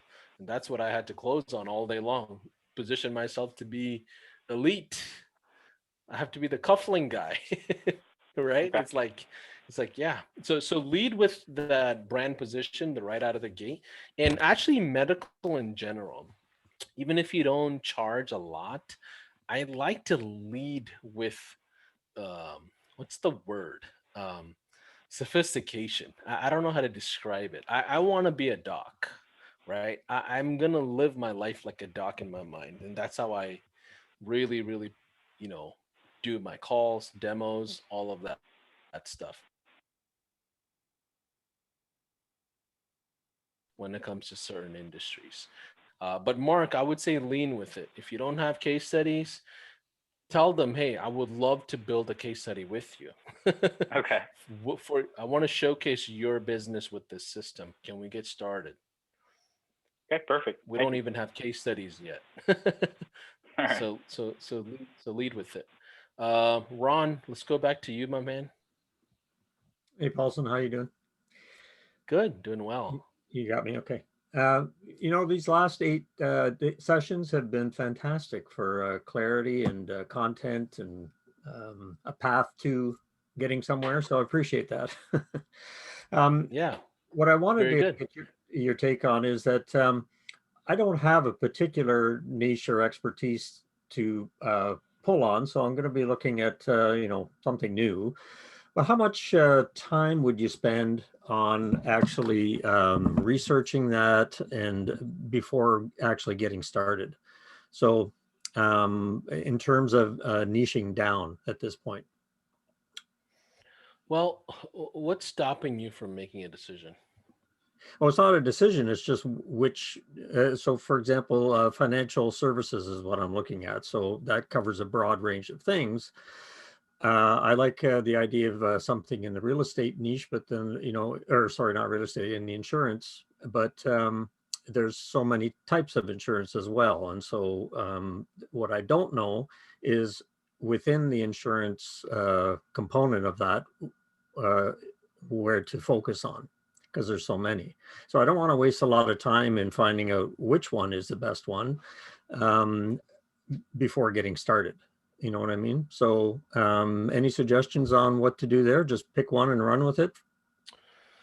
Well, the sensitive side to financing is like it's not easy to market, right? Insurances in general, financial products in general, you're at the mercy of a lot of these platforms. So what I would recommend is like um, basing on your fulfillment, right? Whoever your fulfillment partner is, or if you're doing it yourself, experiment some of those campaigns first, and then decide whether you can scale it. Like, so the sensitivity of some of those industries do matter. Um, Now, if you do go with a financial industry, right? I would sub niche into one. I wouldn't do things like medical insurance, right? Because I would lean towards financial, like retirement management, like 401ks, financial education, and be mindful that their cycles are extremely long, right? They don't just they follow a lead for like 2 years and take them out to 3 dinners before they close something. So Yeah. be mindful on that, but that's probably the only feedback I have. I don't have a lot of expertise in the financial industry outside of that.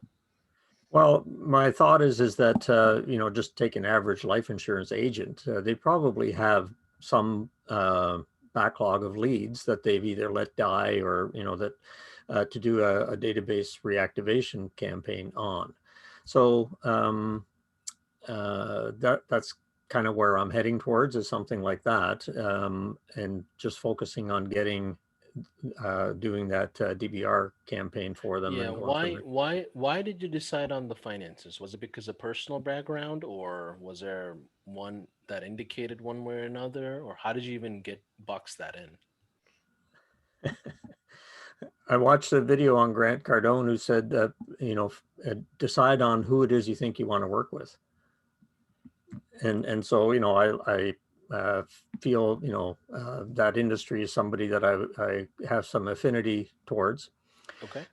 So that's the only reason, I figure that's going to be something that people need ongoing, regardless of COVID or anything else, financial Mm. planning and insurance, all that kind of thing. So Yeah, I that's would reach out to some of the financial people you have in your personal network and simply just say, "Hey, I'm thinking about starting a new business. Would love your feedback."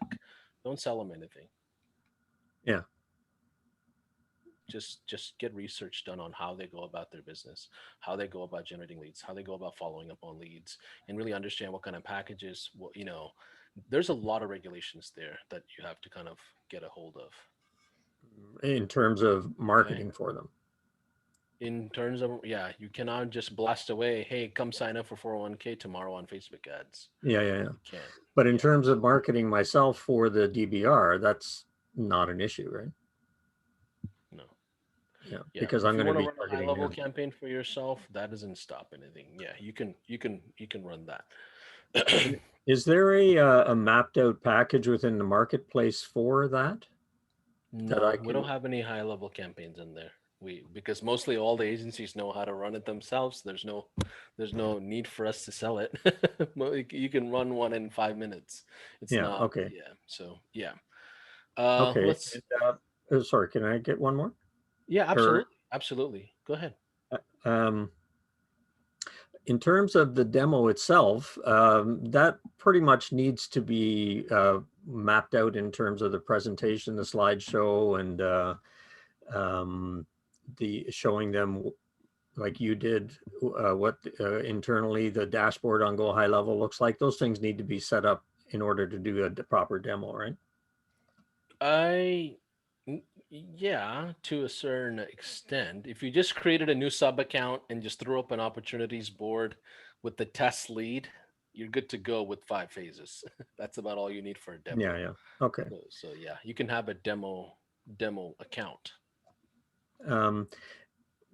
So this is just getting back to some of the other things that I had from the other days. So when it comes to cold emails, do you ever send just a generic, hey, let's connect email to like info at accounts, or do you have to send them specifically to somebody's personal account or an actual person as opposed to generic mailboxes? We recommend actual individual personal accounts over business domains. You don't want to lose your business domain and get it all spammed up.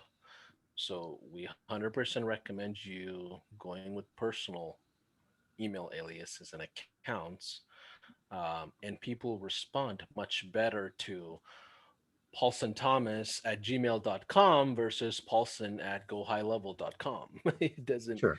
like, I'm gonna come off spammy just right out of the gate. Hey, want some referrals? Blah blah blah. Like, it doesn't, Right. So I recommend personal.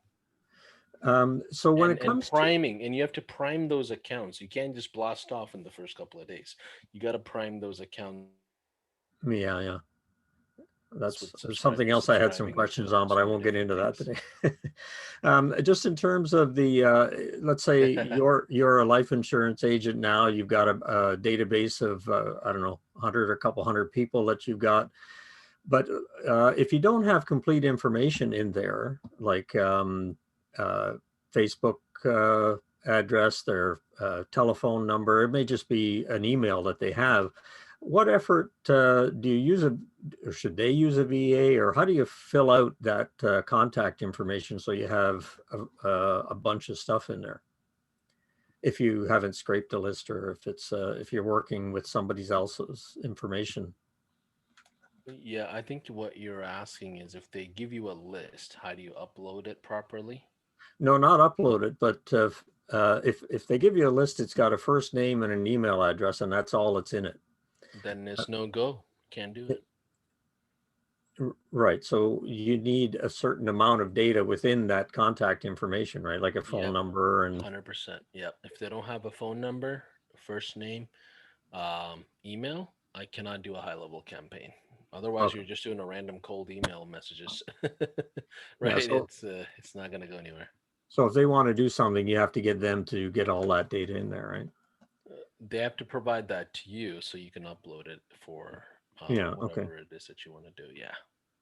And but if they don't, here's what I ask typically. Hey, business owner, when's the last time you actually ever marketed to this list? Well, it's been 10 years. Well, if that's the case, I'm just going to treat it as this list doesn't exist, but I'm going to just see what happens. So just so you know, no expectations. We may not generate any leads from it, but I want to test this out for you, especially that you've had it for 10 years, but you just haven't done anything with it for 10 years. Okay. Right. And then you roll the dice. Yeah. Right. Does that help, Ron? Yeah, absolutely. Just one more thing. What's the Facebook group that we should be looking at for Go High Level? It's the official GoHighLevel.com, right? There's only one Facebook group. If you're a pro user, there is a pro Facebook group. Um, Okay. and yeah, that's it. The rest of the content is going to be on the help desk and High Level YouTube channel. Great. Thank you. Yeah, absolutely. Let's go with Huria. Wilson, how are you? Thank you very much for Yep. all this. Very Mhm. helpful. I'm so enjoying it. So I have seen these demos, but I am still not sure about how to setting the right expectation when it comes to ad spend and but how they will be measuring at the end of the month that we have delivered, or we will be measuring that we have delivered what we have promised, not guaranteed, but what are the promising, what we are promising in our offer there. Well, I mean, what is it that you want to offer them that you can deliver? So like the offer Omar showed that was $1.40 for ad spend, and then that means 1,200 ad spend. If that thing is not clearly brought up, like this much money they have to pay for their ads, because otherwise they will be surprised, like, okay, this is an additional expense I have to do as well from my pocket. If somebody No, has not run that's all set up in the sales. Within the sales slides, we talk about that. Hey, typically we have a management fee, and then depending on where we think is best for us to invest money into, we'll pick that channel. And that channel is going to cost you $1,000 outside of our management fee. Okay, so we have to make them clear this much you need to spend, and we should know like how much per lead can cost them, so we should be able to tell them in advance, like $6 per lead normally in your industry. We never sell, never sell by lead cost. So like what promise I will be doing them, like this much leads you will be getting or this much clients you will be getting, then it's like, okay, we met the expectation that we set at the start. So how we will measure that like at that they don't say after the month like, no, you didn't do what you said. The only measure that actually matter is the dollar signs. Right? It's like I generated you, 1,000 leads and you made $200 off of that, and I've got $1 cost per lead. We still lose. Right? So you've got to go. Because I am at this point now, I am generating leads, okay, but if they are not able to close them, so Then you lose. If they yeah. can't close deals, you lose, because they're going to walk out of the door no matter how good your leads are. That's why you qualify them on the sales component. Hey, Tom, thanks for being on here. Tell me about your business. How well do you think you can close? Right? So do you think it's a good idea to give them closing services at our side as well at the same time? What you say, like I'm in real estate, so ISA and stuff like that. Nope, not if you haven't done it. Like if you're like JJ and he's a sales professional for like 20 years, is looking like, right? Right? He can sell that because that's what he does for a living. That's No, where he I will comes not be from. doing, but having another third party who do that for them. If you have enough margins, you can do that. But if they pay extra for that, not me.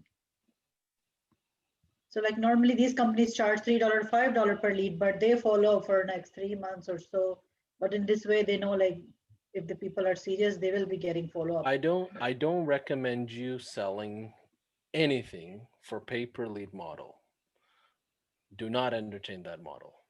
Okay. If you're not sophisticated enough, advanced enough to really like control the lead cost, do not offer that.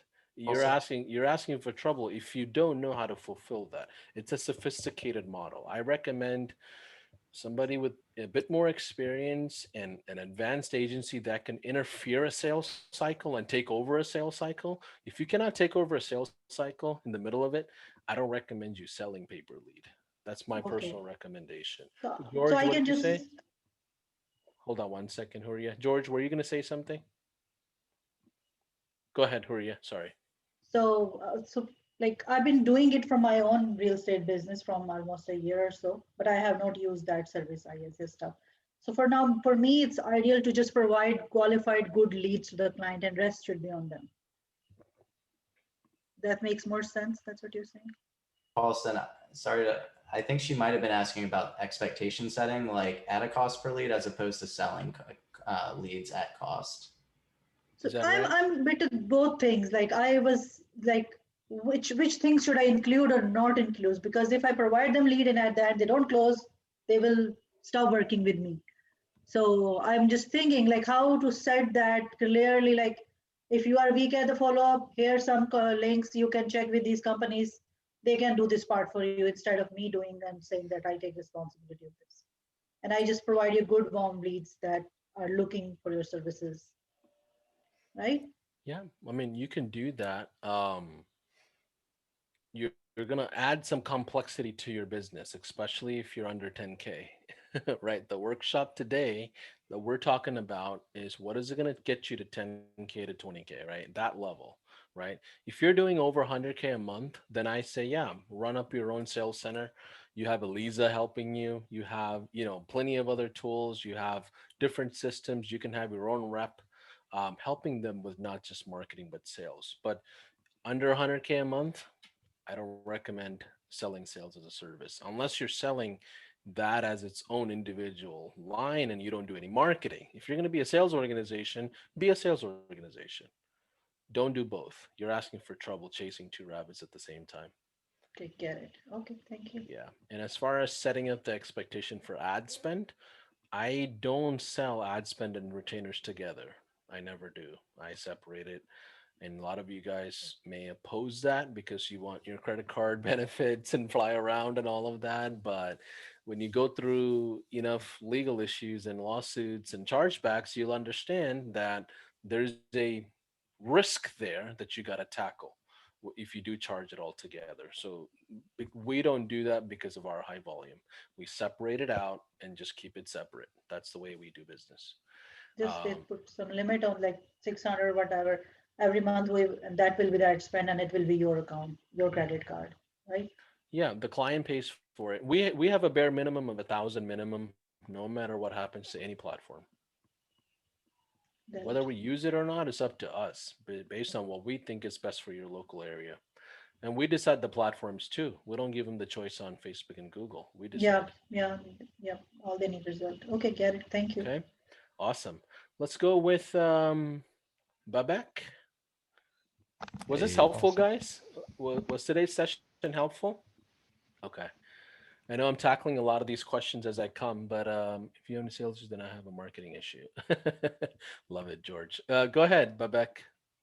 Hey, Paulson, thanks for taking my question. Yeah, for sure, man. I wanted to ask something kind of mindset related when it comes to sales. When Omer mentioned sometimes the prospects, they come up with like super nonsensical reasons not to buy, like the Uber Eats.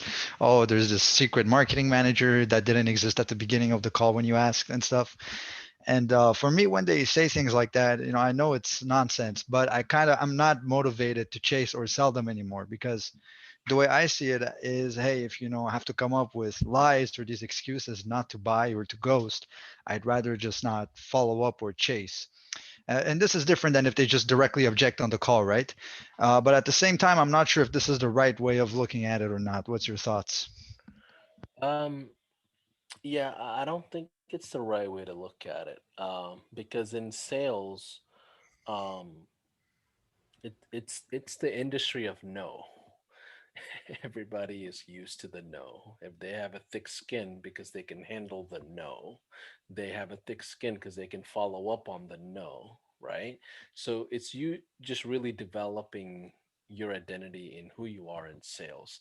If in my brother is kind of like this. I have a younger brother and he's much more smarter than I am, and he's like an academia. Like he is a studious kid, and but he cannot handle a no, and no destroys him in every way in all aspects of life, because he's like a perfectionist, right? And he focuses on that. And if I come in and say no, it'll discourage him drastically for like the next 2 days. So it really depends on who you are, how you are. I don't know a lot of details about you, Babek, but you got to take a no for you to thrive in sales. And that no, what we're sharing is the type of no's that's kind of common, and the BS is that we usually see just right out of the gate. But here's the thing, if you believe in the service you provide, you should feel responsible to close this client in order to get them where they should be, right? If you don't Right. have that feel of responsibility, it's going to come from two places. One, you, the other is your lack of trust on fulfillment. That's Mm, usually why people don't close. Those two reasons: yourself, because of you not being able to handle a no, like you said, or you losing trust in your own fulfillment capability. Those are the only two big reasons why people cannot close. They get them far, they do the demo, and then they're pounding follow up, and then nothing happens. Nobody closes. You know. right. Yeah, so that's true. so Especially, yeah, especially now that you mentioned it, because I do think it is a lack of confidence on the fulfillment. I didn't think about it that way before, but I guess part of me is too scared of, handling the objection and not letting him have any excuse not to onboard and then failing to deliver, right? Maybe part of me is like, hey, there's a reason not to close. Let's go for that reason and not close him and avoid him losing money. here's how you can build confidence in fulfillment. You want to know? Yes. Be transparent about your fulfillment. Hey, how many of you guys have been on a marketplace call with me and I've told you we don't have any experience there? Anybody? Give me a one. If we ever got on a call and I told you we at the high level agency handling millions of dollars don't have an experience in one industry, right? Like, I will tell you what I'm not confident about, because guess what? I'm going to lead with my most biggest objection right out of the gate for myself. Hey, you know what, Babek? I like you. I like working with you. I don't know if we're going to be a good fit since we've never done this before. But here's the thing, if we're on the same page about results, I can give it a try. If you came from that angle, I think you can close, Babek. Hmm. That's true. Yeah, I Right? wrote The that down. problem is you feel like you're selling something that they don't know a whole lot about, and they're getting presented this Bentley, and under the hood it's a Honda, and you're kind of you don't want them to see, you don't want them to know. I say this, hey, check this Bentley out, and it's got a stupid Honda motor. Because of that, it's only $1,000, buddy. Right. Right? I'd rather do that than sell them the Bentley and not let them know there's some bull crap under the hood, you know? So Yeah. so that's lead with transparency in order to build trust in your fulfillment. And guess what happens when you do that? You start building confidence in your fulfillment, in the trust of yourself that you can figure it out. You start trusting your team, at some point they'll figure it out. They're going to figure it out. They're going to figure it out, right? And that's how you can build really good confidence in fulfillment, even if it's not there yet as you're growing it. Right. That Thank fair? you, man. Yeah. Yeah, appreciate it. Let's see. Any other questions before we jump off? I know it's on the top of the hour. I can stay on for 5, 6 more minutes. Ron, go ahead. Yeah, just one quick question going back to the earlier days in the course. When it comes to, you've got VAs that have a bunch of Gmail accounts that they're emailing from, right? When they send those emails out, are there any statistics you care about at that time? How many were opened and anything like that? Or is it just a matter of what kind of responses you get afterwards? Yep. You're not Doesn't caring about matter. any stats at that point, right? Okay. I don't care. I need 500 out per person. I need 3 responses per person daily. I don't care how it happens. And do they cycle through them after they've gone through them once, or just it's a one-shot deal per email? Yep. Okay. Right? It's a one-shot deal. The reason why is this: you're gonna get through the entire niche at one point. It's a small niche, right? Especially if you're going through a small niche of, I don't know, 10,000 people. You cannot keep pounding them, and then you give yourself away. You show your cards. You've got Yeah, to yeah. cycle so. If they see an email, they should see, like, when you look at business in the omnipresent way, right? They've got to, like, if you took the prospect, they've got to be able to see different angles about your business. Something on Facebook, something on retargeting, something on websites, something on cold email. Man, I think somebody even called me from there. Man, I think I've seen a t-shirt from there. Like, they got to get to a point where they can't even avoid you anymore. Okay. Right? That's good marketing, right? So I don't cycle through those emails, one and done. But guess what happens to that list? I have my VA collect all that list that they're done, that they've pretty much finished prospecting. We load it up to a custom audience. We pound them with offers on ads. Right. Right. Okay. And just go to the next channel. But that's usually how we go about it, Ron. All right. Thanks. Fair enough. Okay, Tom, let's go with you, Tom. Hey, buddy, how are you? Good, good. Good, good. Hey, you're an awesome young man.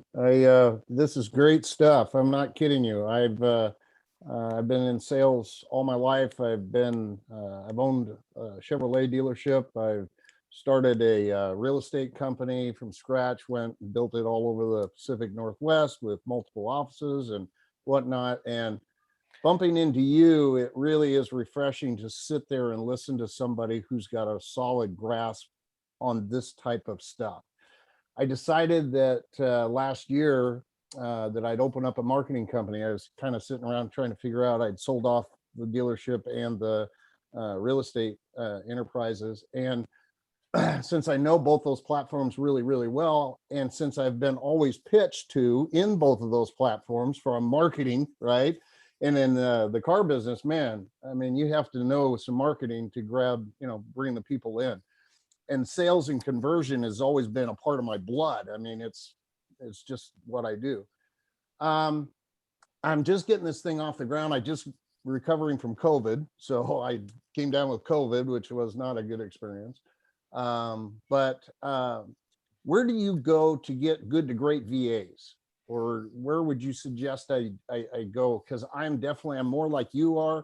I'm a sales guy. I want to offload some of this other stuff to people that, that's their forte. That's what I pay them to do. So I'm definitely running it, trying to structure it and run it like a business. And I, need some advice there, I guess. Yeah. Tom, first of all, thank you for your compliments, man. It means a lot when somebody with multiple industry experience compliment me. I appreciate that. When it comes to the VAs, it is a slippery slope. Yeah. The reason why is this. Expectations are typically off, right? You're expecting to just pay somebody, they take care of it. You shouldn't have to deal with anything. That's usually how I used to operate. But when it comes to VAs, what I realized is this. You've got to give them step-by-step items of like what they should do each day, what's expected. You've got to set the ground rules for them to function in.